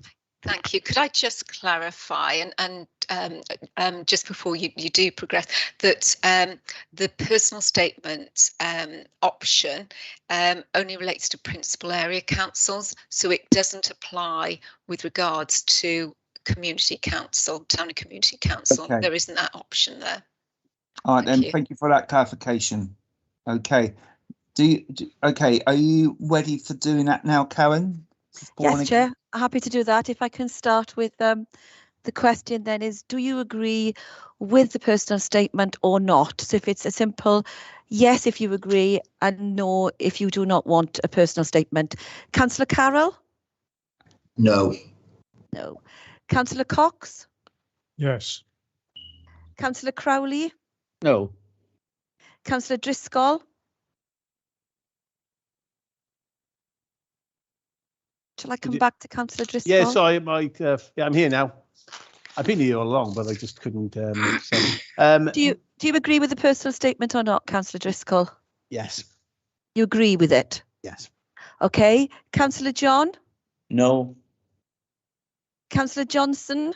I mean, my take on this is far more nuanced than that because of the nature of this, and this is obviously a consultation rather than an actual decision-making process. So this is, if I'm reading this correctly, that people have the option of making a personal statement, then well, people can have the option of making a personal statement. However, I think it's important that Welsh Government maybe consider, what they really intend this to achieve. Rather than simply writing something into the rule book, which is actually not particularly useful. I don't think we found it particularly useful with regarding the PCCs in the past. So is that an abstention, yes or no? Well, it's yes, because I mean, people could be allowed to make a statement. It's a yes. Thank you. All right then. Councillor Sivan-Yarnam? Yes. Okay. Councillor John Thomas? Yeah, Chair, I agree with what Ruber said earlier. So it's a yes from me, providing it's optional. Okay. Councillor Wilson? Yes. And Councillor Drake? Yes. Okay, 1, 2, 3, 4, 5, 6, 7. I have 7 yeses and 3 noes, Chairman. Okay. Thank you. So the vote is for yes. Thank you. All right then. And I think you got the sense of what we think about the other provisions as well, as much as we discussed them. So thank you for that. Can I just confirm then, Chair, that we are referring back to Cabinet? Yes, the we are. discussions today with the comments that were made for their consideration on Monday. Yes, correct. Thank you. Okay. Thank you very much. All right, we now move on to the urgent item. Okay. Debbie, do you want to introduce this? Yes, thank you very much. There's a slight amendment to the heading to this report. The deadline for this consultation submission is the 4th of October. 28th of September is the one that we've just dealt with. So moving on from that. So consultation relates to the guidance which supports the draft regulations setting up the 4 corporate joint committees. So we've previously had the establishment regulations. We've more recently seen a set of draft regulations, and this consultation is on the guidance that accompanies the draft regulations, and the report provides an overview as to where we are. It sets out the dates relating to the establishment regulations, also the roles of the CJCs, the 4 CJCs, and the fact that the CJCs are separate corporate bodies which can employ staff, hold assets, budgets, and undertake functions. So the just to give a little bit more context, so the draft regulations deal with CJC meetings. We are expecting to see further legislation coming through. I think certainly in the autumn and the beginning of next year, and there will be further consultation. But the CJC meetings and proceedings dealt with in the draft regulations and the draft guidance, which is before you, provide details about the roles of certain statutory officers, so the chief officer, the executive officer, the monitoring officer, and the chief financial officer, and that's akin to the arrangements you have in place for a principal council. So you'll be familiar with those arrangements and those statutory officers. So just to highlight, the documentation also highlights the key principles underpinning the development of the guidance, that the CJCs should be seen and regarded as part of the local government family, and that CJCs should be given the structure, the opportunity to be left to determine their own members and certain arrangements, but it does give some structure and aligning the structure, the governance arrangements to those of a principal council. And so, for instance, with regards to the meetings and proceedings, there'll be no surprises there that the guidance deals with validity of proceedings, notice of meetings, admission of the public to meetings, access to agendas, and also dealing with minutes and publication of background papers. So certainly proceedings that members will be familiar with. So within the consultation paper, officers are seeking your views on the draft answers that we're putting forward. You'll see that in broad terms we're supportive. But not surprisingly, on the issue of scrutiny and oversight, we are very much encouraging that the consideration should be given for that and joint scrutiny overview at an early stage. I'm concerned it might sort of become seen as an afterthought if it's left to a later stage when the business of the CJC is underway. So we'd like to see that to be given a due regard at this stage, and also we've flagged up some employment considerations and also public participation of the work to align that with principal councils. So that's a quick overview. The Appendix A sets out the draft answers, and happy to sort of dive a bit deeper into that depending upon questions coming from members. Okay, open to any member on this. I got no indication of any member, but I will speak then in that case. Thank you very much for bringing this matter to the attention of this committee, because obviously one of the concerns that I have about CJCs is to make sure that we don't have a democratic deficit with them, because as you know, they're not directly elected bodies. And I think that is a concern that many people may have about CJCs, considering that they deal with major matters. They don't deal with minor matters, and they have matters that go across authorities. And I think it's very important that there is adequate representation, not just from the executive to go to the CJCs, but also from a backbencher, from a scrutiny perspective as well. And I think we need a bit more flesh as to how this will work. We have seen issues already when we looked at joint committees in relation to other areas where perhaps there is a deficit in terms of that scrutiny function. I just wonder perhaps, what kind of high level discussions there are. Mostly I was thinking of WLGA in particular here, and I don't know if the leader can share any light on this as well, about CJCs and how they will work in terms of the scrutiny function. Or will they perhaps stretch people to beyond their limits in trying to deal with that, as well as dealing with the work of the main council work as well? So that's my sort of questions I got in terms of this consultation.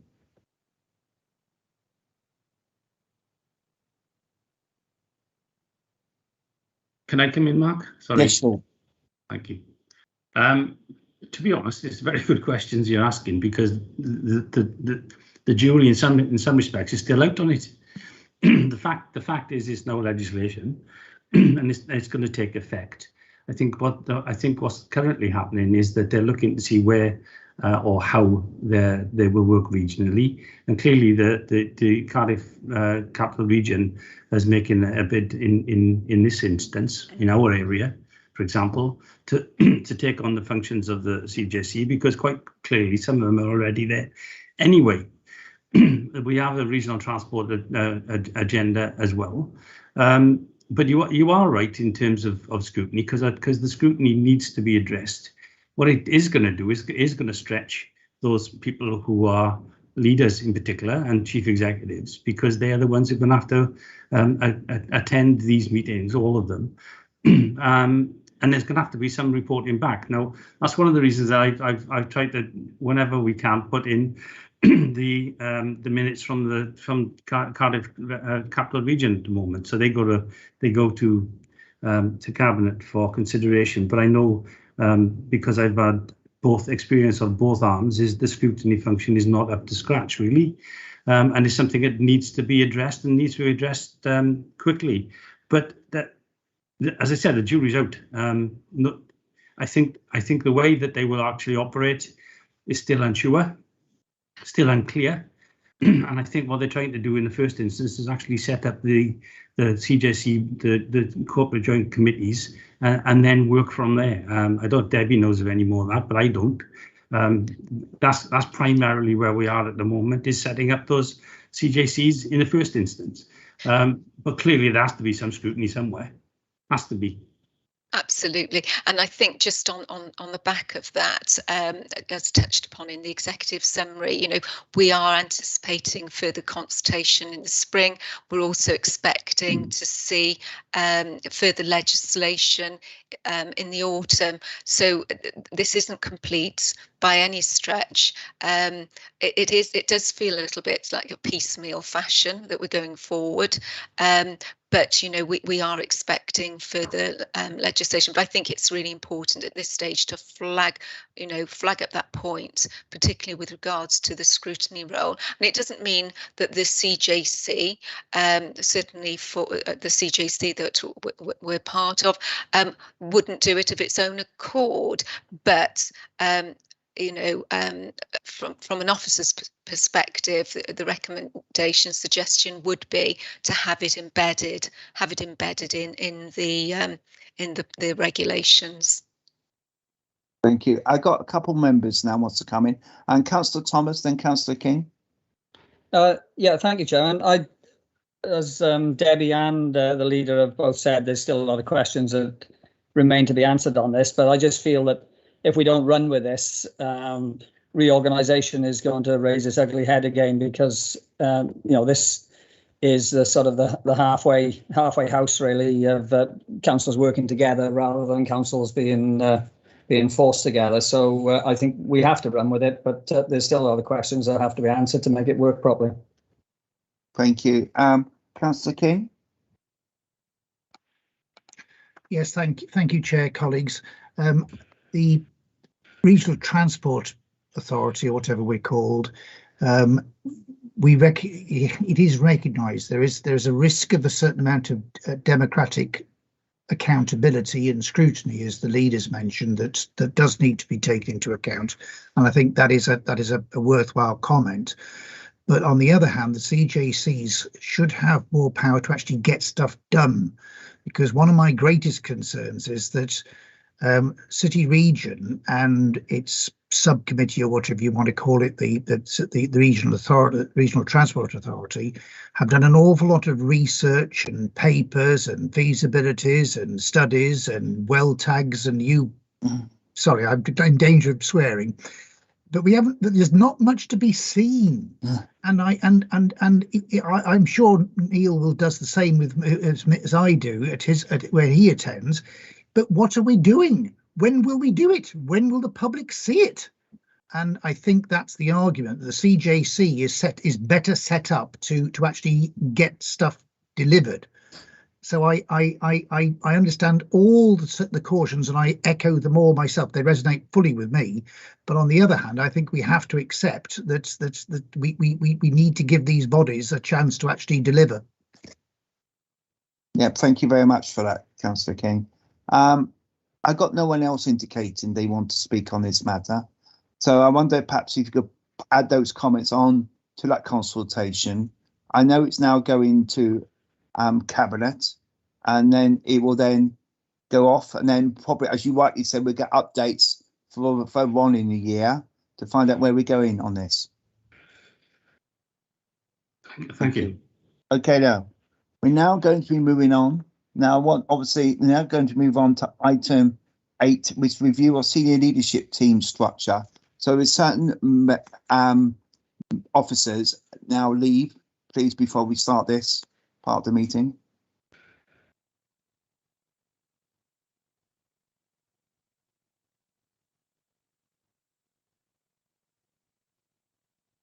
Okay, just wait for everyone. And Steve James is the consultant. He's going to be presenting a presentation on this, I believe. I'm just wondering, we ready to share the screen at all anyway, Karen or anyone? Yes, Chair, I'm trying to connect now. Thank you. Thank you. Before Steve starts, can I just remind people where we are with this? Fine. Because this was originally a report that went to Cabinet on the 12th of May, which sets out the reasons why we wanted the review. It then came, if you recall, to your committee on the 19th of May, where you accepted those circumstances. And what I was really pleased about at that time was that all the leaders, because I'd already talked to the leaders about it, is that we agreed that it was highly appropriate and timely to actually look at the review.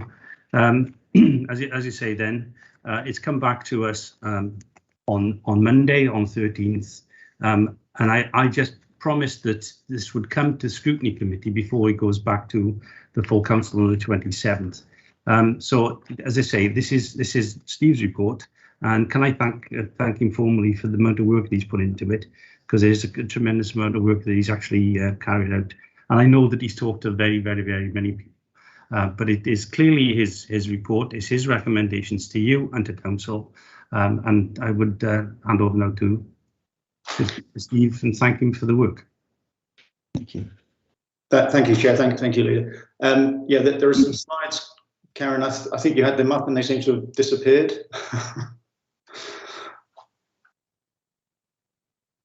I was trying to put them all in order for you, and I just realised that I've deleted it off there. Then, yeah, hang on, sorry. Oh, it was all working well, wasn't it? Right, are they on screen now? Not yet, no. Oh, right, hang on. I'm sharing. Share. Right. So whilst Karen gets the technology sorted, yes. For those that I haven't met, I'm Steve James. I'm the external independent consultant that was commissioned to review the senior leadership structure. And as the leader said, the Cabinet report is effectively my findings and recommendations on the back of the work that I've been doing over the last couple of months. I think we now have some slides. That's great. Thank you, Karen. So if we just move on to the first one, I'll probably sound a little bit like Chris Whitty saying next slide, please, for the next 10 minutes or so. But if you can move on to the next slide for us, Karen.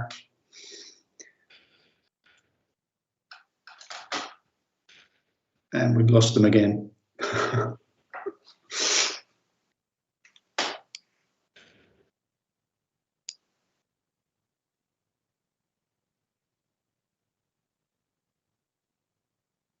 I'll talk for a while, and then hopefully we can get them up. So the main drivers for the review were largely strategic in nature, and they were about assurance of the delivery of the corporate plan, and stress testing the leadership structure against the need for compliance with the new legislation. And equally, I think, maximising the opportunities from that legislation, and the previous conversation around CJCs, I think, is very relevant to that particular point, and the need for the authority to structure in a way that A, responds, and B, maximises the opportunities from that legislation and those changes. And there was also a need to apply a post-COVID lens on the structure and the learning from the pandemic. And earlier on in the meeting, Tom kind of pointed to that in the earlier agenda item. So kind of those were the drivers for the review. And thanks, Karen. So onto the third slide, I think we are now. What I've found is a council that works very well, in my opinion. And the recommendations that flow from the report are therefore not about kind of fixing things that are broken, but in enhancing what's there, and building the capacity and the capability for the future, and in areas where I think the greatest opportunities for development, growth, and transformation lie. So the baseline position for me is very sound. It's an effective and well-run council. It performs well, meets its targets, and operates within budgets. Well-run, well-led, good levels of engagement. All the evidence of an engaged and stable workforce are there. Retention is good, and the leadership team has a good feel to it. And I've spoken to everybody and everybody around it, and they've come together well through the pandemic and are working as a team to deliver services collaboratively. And I think that is a real positive that needs to be recognised and built upon. And leadership generally, I think, is well thought of across the organisation, both as leaders and as drivers of change. Just trying to follow the slide deck that's going through. Next one, please, Karen, if you can. There we go. However, and on the right-hand side of this slide, some question marks around certain things. Austerity has cut deep, and the feedback from everybody that I've spoken to has been consistent that services are operating at minimum threshold levels in terms of resourcing. And successive restructures have led to organisation design by default a little bit rather than by design. And as a result of that, some key elements, some key skills, some key posts, I think are missing, not necessarily consciously, but as a result of tactical decisions made around budgets, around downsizing, holding vacancies, those sorts of things, and some pay issues as well. Some evidence certainly around turnover, in particular specialist areas, and issues of recruitment in some of those areas. And I think that's something to take away and look at separately. And look at the causes and potential solutions for some of those things outside of this particular review. In a lot of my conversations, there were a lot of reference to kind of directorate, the insular directorate behaviours, silo behaviours, but I don't think that's about a lack of willingness to work together. I think the collaboration is evident. And kind of the pandemic has proved that that's not the case. But I think it's more about the prioritization between directorate need and the corporate need, given finite resources, and kind of where directorates make those decisions about deployment of resources. Sometimes, as a result of that, strategic priorities can be underpowered. And strategic decisions as a result of that, I think, sometimes can get diluted as a consequence of those directorate prioritization. And I'll come back to that in a second around the annual delivery plan. The most senior role, the managing director role, I think, is spread very thin. And as a consequence of that, spends too much time focused inwardly, and as a result, kind of managing the organisation rather than looking externally and being a player in the more strategic spaces where I think that role needs to be, and where you would more usually find it. Spin on to the next one, please, Karen. So what I heard fairly consistently was an organisation with a degree of tension between the day-to-day delivery of operational services and moving big strategic agendas forward, and particularly the cross-cutting, more ambitious strategic agendas within the corporate plan. And underlying that is a sense that kind of achieving those broader strategic objectives isn't going to be achieved through the current ways of organising and working, and therefore something different needs to be done. So kind of the Vale is successful at delivering services within budget to a high standard, and the current org design achieves that through focusing predominantly on operational delivery from a largely kind of functional directorate structure. And the strategic pressure is therefore to meet increased demand for services and as mentioned before, kind of responding to that national and regional agenda and those opportunities for growth and development in partnership with others. And that's going to require change to be managed beyond the current directorate silos and on a much more cross-cutting and corporate basis. And that's then reinforced, if you can move on, Karen, please, to the next one, when you look at the annual delivery plan that Tom was referring to previously, where nearly 2/3 of the actions, and I've gone through the 350 actions within the delivery plan, and nearly 2/3 of them are strategic in nature, relating to the cross-cutting things around climate change, transport and infrastructure, digital transformation, those sorts of things. But are still being driven within directorates on individual actions, rather than cross-cutting programs with strategic leadership owning and driving those things forward. And therefore, as a result of that, many of those actions within the delivery plan and the kind of the broader programs are being delivered vertically rather than horizontally across the organisation. So if you just move on again, Karen, thank you. So at a high level, my view is therefore that the Vale does the basics very well. It's a good operational council with regards to social services, education and skills, and the environment. But I think it's struggling for a variety of reasons, and there's no blame attached to any of this, but struggling for a variety of reasons to deliver on some of those bigger programs of change.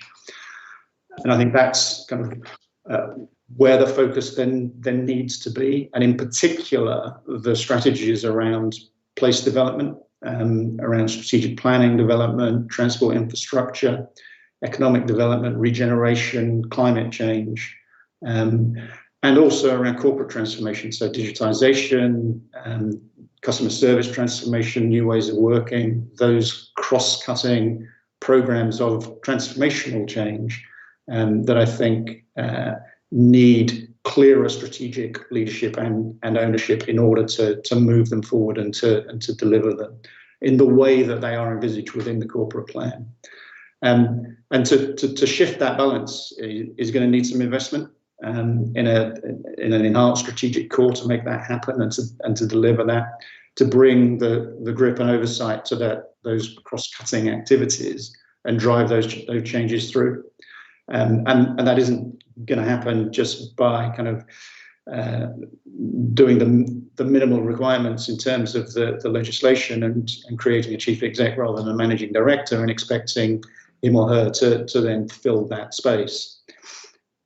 We can go on to the next slide. Thanks, Karen. But I think that there is a prize there, and it is already in the corporate plan.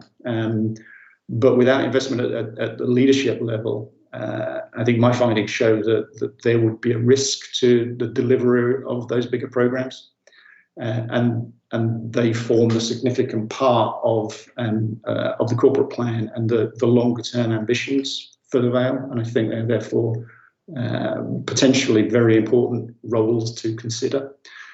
We'll move on to the next slide. Thanks, Karen. So in terms of implications for design, this is potentially a complex slide, but I think hopefully once you get to look at it, will make some sense.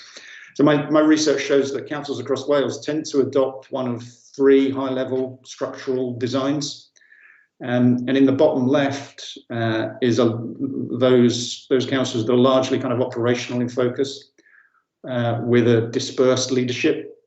So the bottom axis is kind of shifting between operational through to strategic, and the vertical axis between dispersed leadership and targeted leadership. So the bottom left is largely operational and ends with structures that are flat and a very functional hierarchy.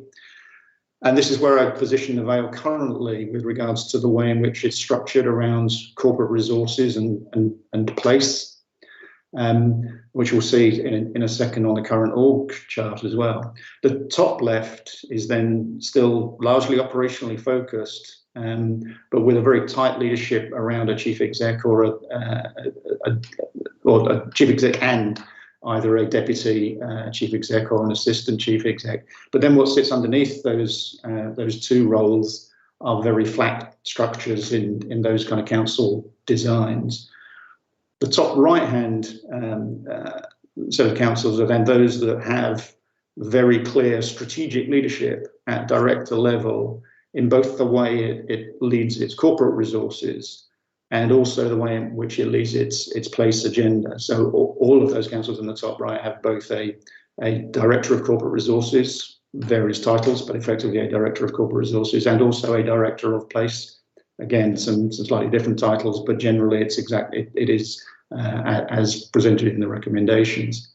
The asterisks, by the way, just show where those councils in terms of the place agenda also includes some environmental services in the responsibilities. And so this is kind of where the recommendations in the report seek to move the Vale of Glamorgan around corporate resources and the place agenda by recommending a director of corporate resources. The responsibilities are set out in the role profile within the cabinet report, and also a director of place. Again, the role profile picks out the detail of that. Move on to the next slide, Karen. So it moves from this current org design, which I think shows clearly the depth on the left-hand side underneath those directors, and then the very flat structure. As I say, that's kind of representative of that bottom left-hand corner of the chart in terms of corporate resources and place generally. And then the final slide, thank you, Karen.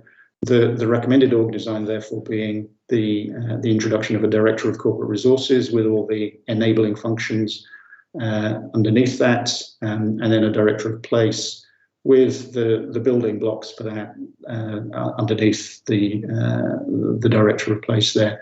Not necessarily heads of service. These are the functions that would sit there, and we would expect the two directors, once in place, to finalise exactly what the org structure would need to look like underneath. But the responsibilities would be as reflected in the role profiles, and the broader kind of functional responsibilities being the things within that final that final sort of set of boxes.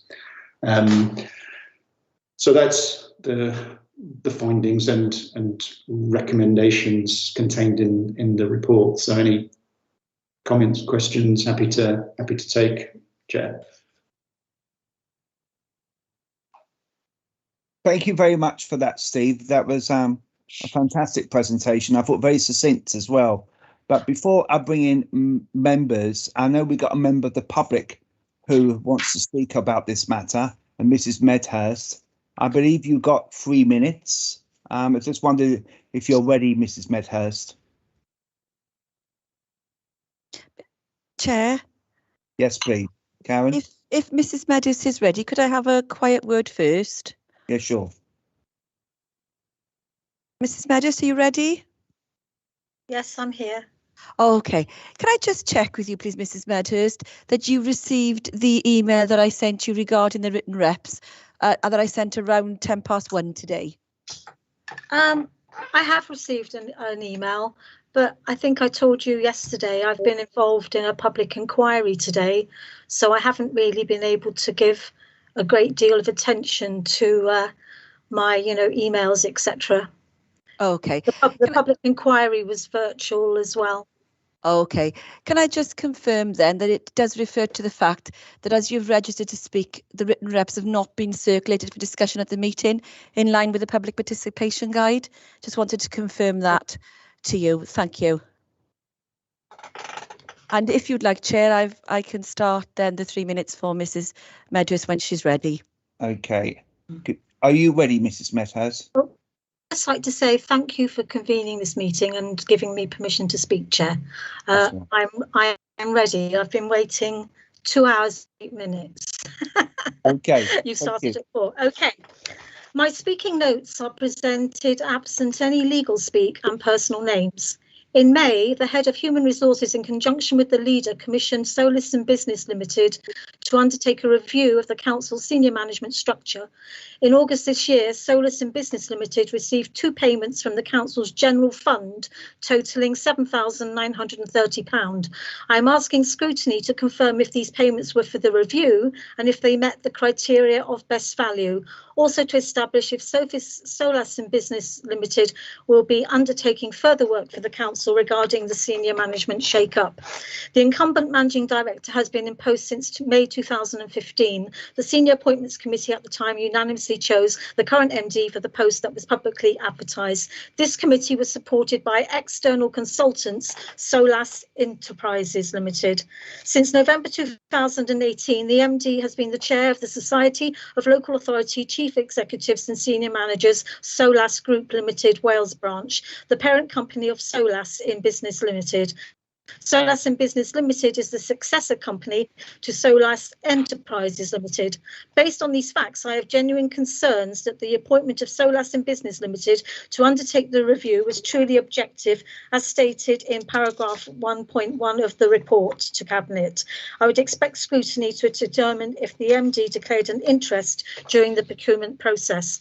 The report presented to Cabinet attributes the title responsible officer consultant who is not a council officer. The layout and format of the report was presented as if from an officer of the council. Documents prepared by an external source have always been appended to or shown as a link in a responsible officer's report, where the full details source are open and transparent. I ask that Scrutiny consider this was an abuse of the democratic process to mask the involvement of Solus and Business Limited, a profit for purpose company, because there is no reference in the report to this company.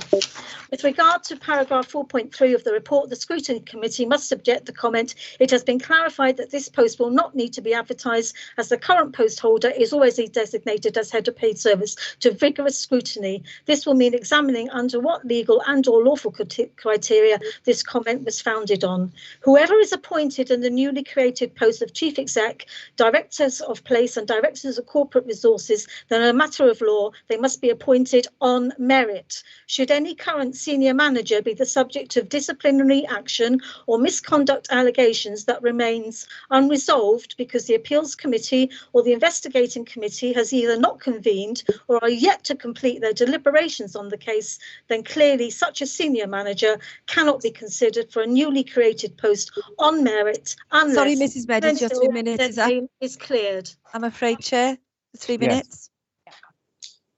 Is that your 3 minutes done? Thank you. Thank you. Okay. Thank you very much for that, Mrs. Medhurst. I'll now bring in other committee members to discuss this report now. Open to all members. Yes, Councillor Carroll.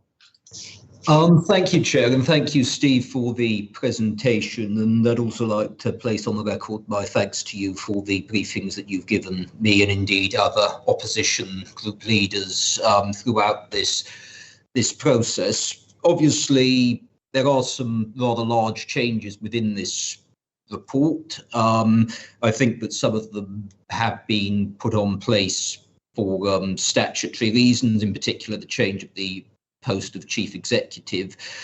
It's not really a question, but I just reiterate my concerns about the creation of 2 additional directors, which I put across in our previous conversations. I do think that perhaps justifying that to the public is not going to be the easiest of sells, particularly when other spending decisions are made elsewhere. But I appreciate this is a reference from Cabinet, but just wanted to place those concerns on the record, really.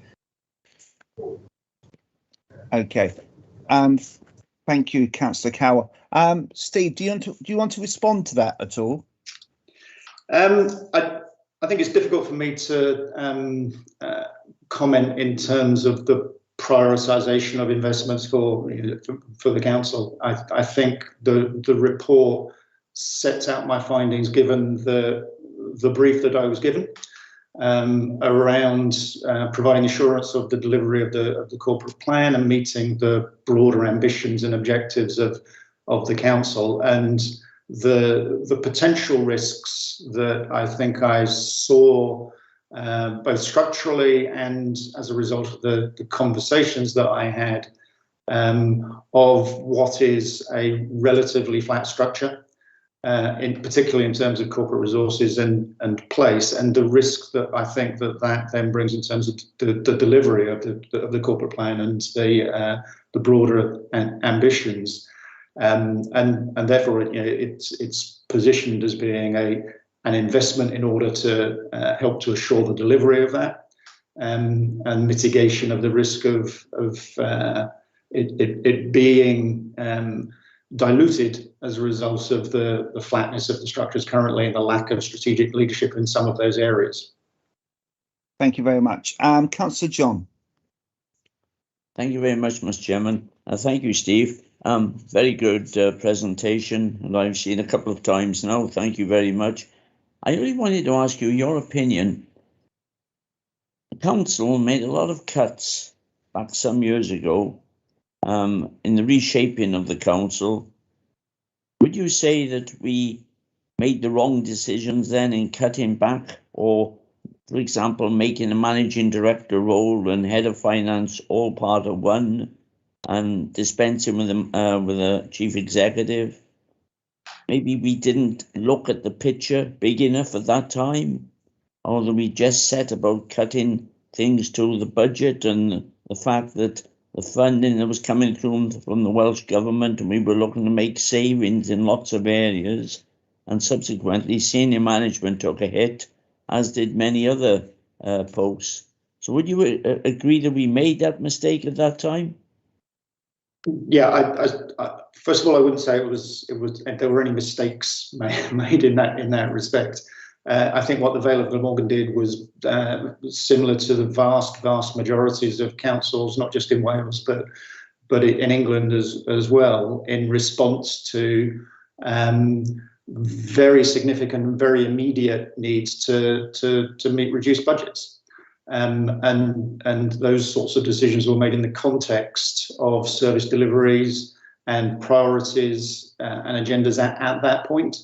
And I think the Vale has clearly managed to do that and continue to deliver operationally and to deliver services to the community at a very high level within the budgets that are available. So I think that those are successes rather than mistakes. I think that the question here is more about, in order to maximise the opportunities that are there, in order to deliver the ambition that's within the corporate plan, can that be done from the current design? And I think that's where I then suggest that these two new posts will help significantly to deliver that. Thank you, Steve.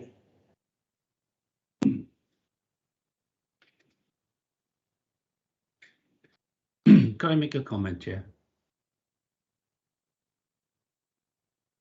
I think we've lost the chair.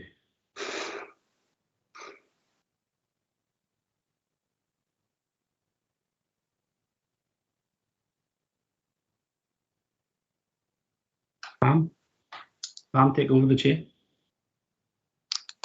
I was going to say that would be the best. Is the Vice Chair able to take over the chair, please? Yes, yeah. We've lost him, have we? Looks like. So.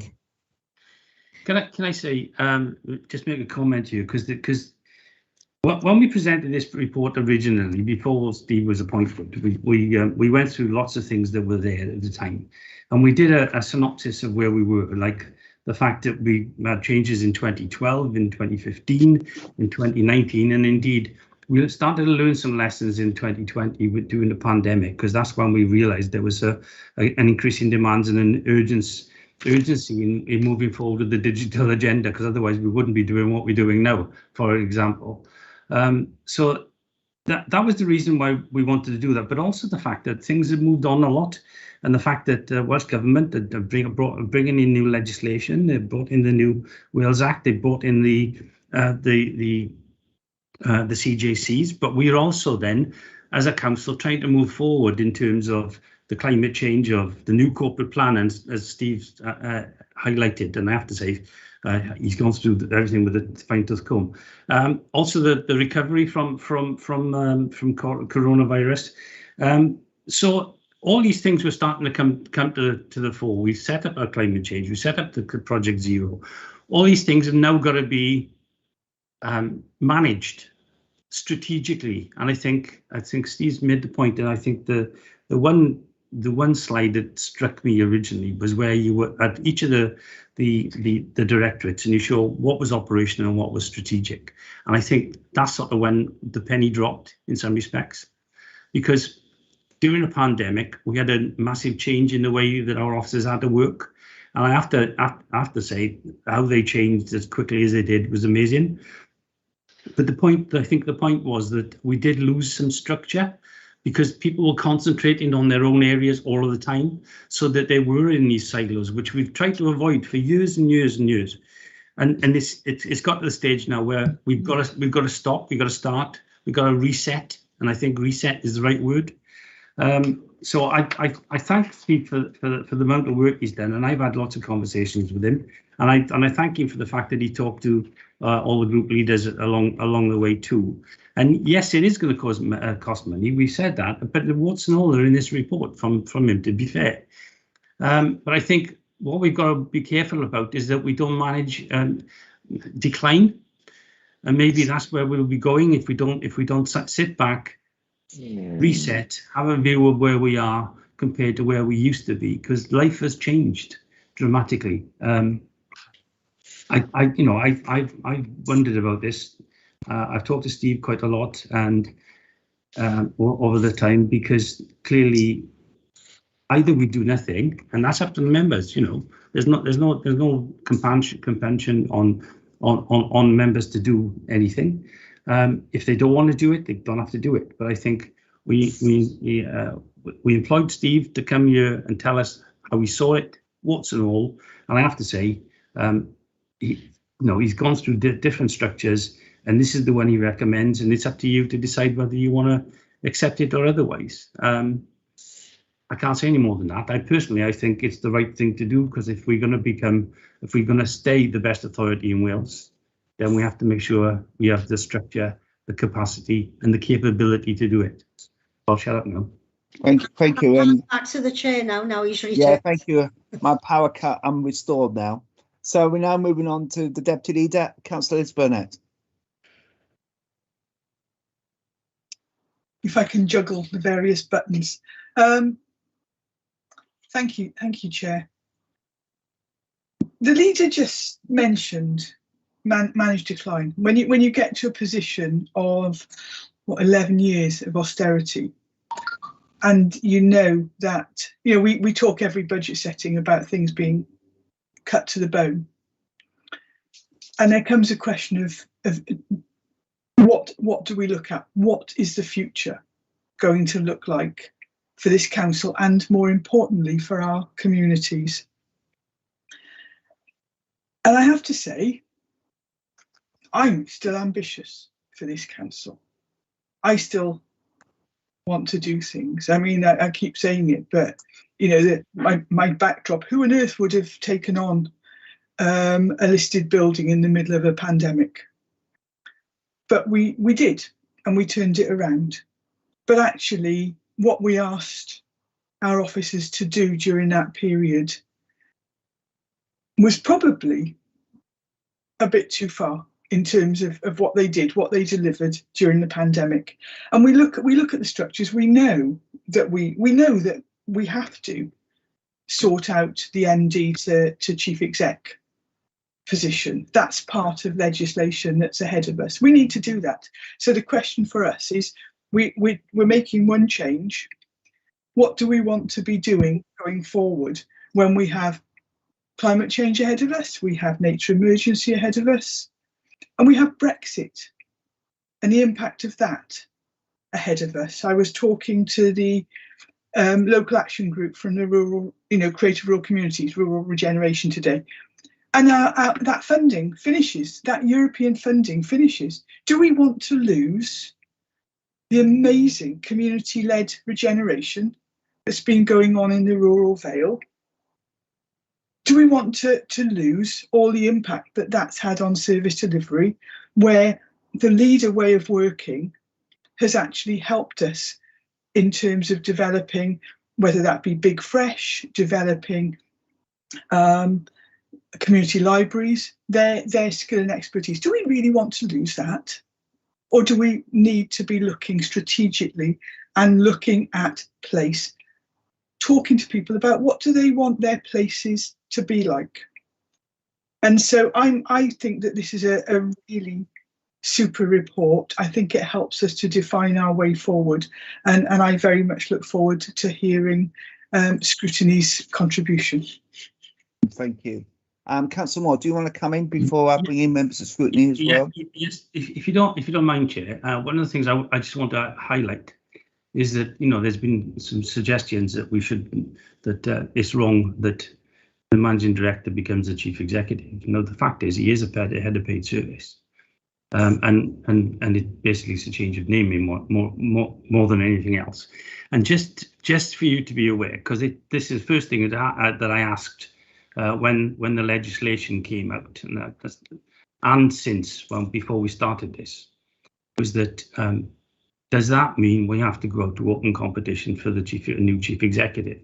And we took advice from Welsh Government, who at the time put in the legislation together, and the advice that I was given at the time was, no, you don't have to, because basically you're talking head of paid service, and that's what current managing director is a head of paid service. So just for you to be aware, I asked the question right at the very beginning because I needed to know where we are. And in terms of if we agree to go with the directors, then clearly that's going to be open competition too, and we have to advertise it both internally and externally. And the senior management committee appointments committee would be the ones who would address that. So I just want to make that plain. Thank you very much, Leader. And now bringing members of the Scrutiny Committee now. I know Councillor Signaron, if you want to say something. Yeah, thank you, Chair.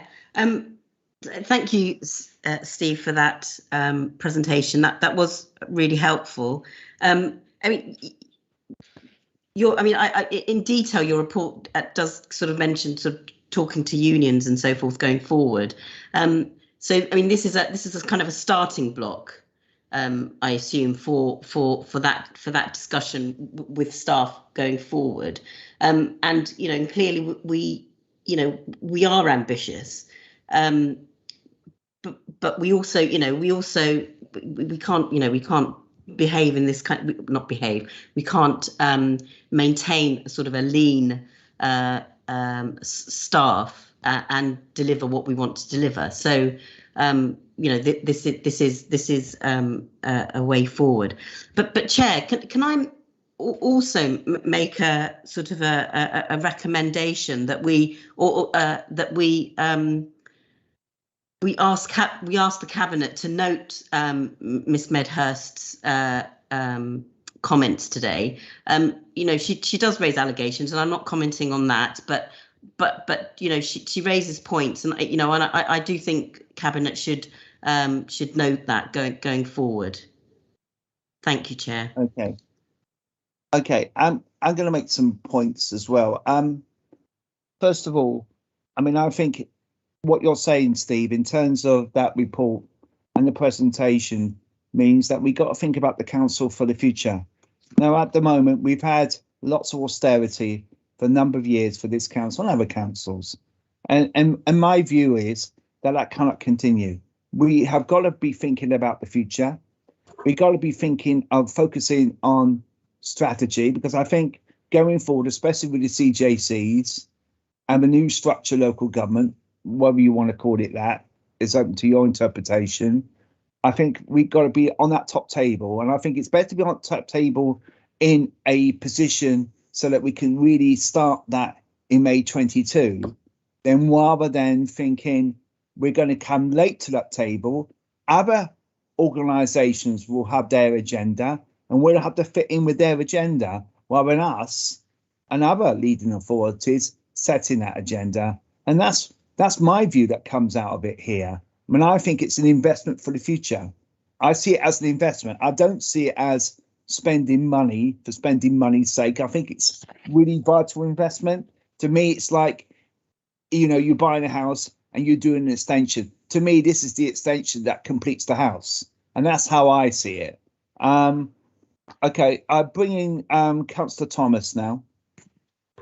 Thank you, Chairman. I just think the report we discussed earlier about the CJCs just goes to show how the local government job is changing, and it's going to change more and more going forward. And I do think we need a chief executive to do a chief executive's job and not a director's job and a chief executive's job. Having sat in the seat that Neil was in for 2 years, I understand the pressures that's on the top end of the management, and it always worries me when we cut management. I know there were cuts that needed to be made probably, but yeah, you can overcut management and you can have the best workforce in the world, but if they're not managed, you won't get the best out of them. So I think this is a good report and I'd be happy to support it. Okay, thank you. Open to any other member? Okay, I can't see any other indication of anyone that wants to speak to it. Can I move to, do we go ahead with the recommendations? Oh, sorry, Councillor Driscoll wants to come in. Councillor Driscoll. Thanks, Chair. Just a couple of points, really. I noticed from one of the flow charts earlier, or your charts, that we were... So what you're proposing now is the same as, I think it's just 4 councils in Wales are doing at the moment. And what we're on is, I think, 8 councils are doing. Is that correct? There's there was three categories. No. What was that chart then where the Fairfield Glamorgan with the pointing little arrow into the box? Yeah. So the arrow was pointing to the top right, where there were 2, 4, 6, 7 councils: Cardiff, Swansea, Newport, Neathport, Talbot, Monmouthshire, Conway, Blaenau Gwent. And those councils are councils that have have directors of corporate resources and place, which is what the proposal is. So the arrow is suggesting that the Vale of Glamorgan structure itself in a similar way in terms of corporate resources and place to those on the top right hand corner.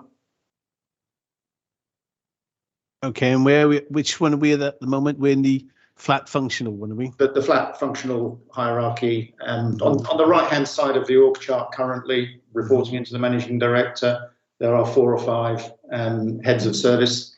And this is suggesting that they kind of we consolidate those under those 2 directors rather than have them not diluted, but dispersed, sorry, in the way that they are currently. Yeah. Okay. I do touch on the fact that you mentioned that we're one of the best performing councils in Wales, and I'm of the mind that it's not broken, don't fix it. I accept what some of the councillors have said about moving forward, but I also accept what George Carroll says about it'd be a hard sell, with 280,000 extra a year. I think it'd be a hard sell at this time to put it across the electorate. My comments. Thanks anyhow for your good presentation. Okay, I don't think I've got any other indications if anyone wants to speak. So can we now move to the recommendations? I know these are cabinet recommendations, and I know we are then discussing this at full council next week. But I just want people to remind themselves about, especially in relation to number 2. Are we happy to support number 2, which is deletion of the director, creation of the post of chief executive, creation of Director of Corporate Resource and the creation of Director of Place. Are we happy to support that? And Councillor Carroll. If we're going to put it to a vote, I'm afraid to say I would not be able to support that as written. Okay, I think if we are going to put it to a vote, would you like me to put it to a vote? Is that a yes or no? If I have more than 5 hands, I will put it to a vote. I got no hands indicating. As long as my dissent was recorded, I'd be content with that. I just wouldn't want to be seen to be supporting something I've just expressed. Okay, so we've only got one person. So what you're saying here is quite happy to generally to support those recommendations, but with some people's views as dissent. That's what you're saying, is it, George? Yes, as long as my dissent was recorded, that would be fine. Okay, Councillor Moore, do you want to come in on this? Yeah, just about of clarification. If any member wants to have their vote recorded in the minutes, then that's all they have to do, is ask for their vote to be recorded in the minutes, and that's all he needs to do. Okay. Okay, if you could record my vote against in the minutes, that would be. Would anyone else like to record the vote against that in the minutes? Yes, I would as well, Councillor Driscoll. Okay, thank you very much. Okay, I think apart from those two, and I think the point that Councillor Ruber said about, I think we should, those comments made by Mrs. Medhurst, that the Cabinet can reflect upon those as well. We can add that. Are we happy to add that? Yes. Thank you. Okay then. So I think we're happy to do that. Thank you very much. I've got no other urgent items on there. Can I thank Steve James for your report for this anyway, and thank you for your forbearance. Thank you. Being very patient with us as well. And can I thank you all? And no doubt I'll see some of you tomorrow night at audit. If you've got a lovely thick report to go through on that. And obviously I'll see you all on Monday as well.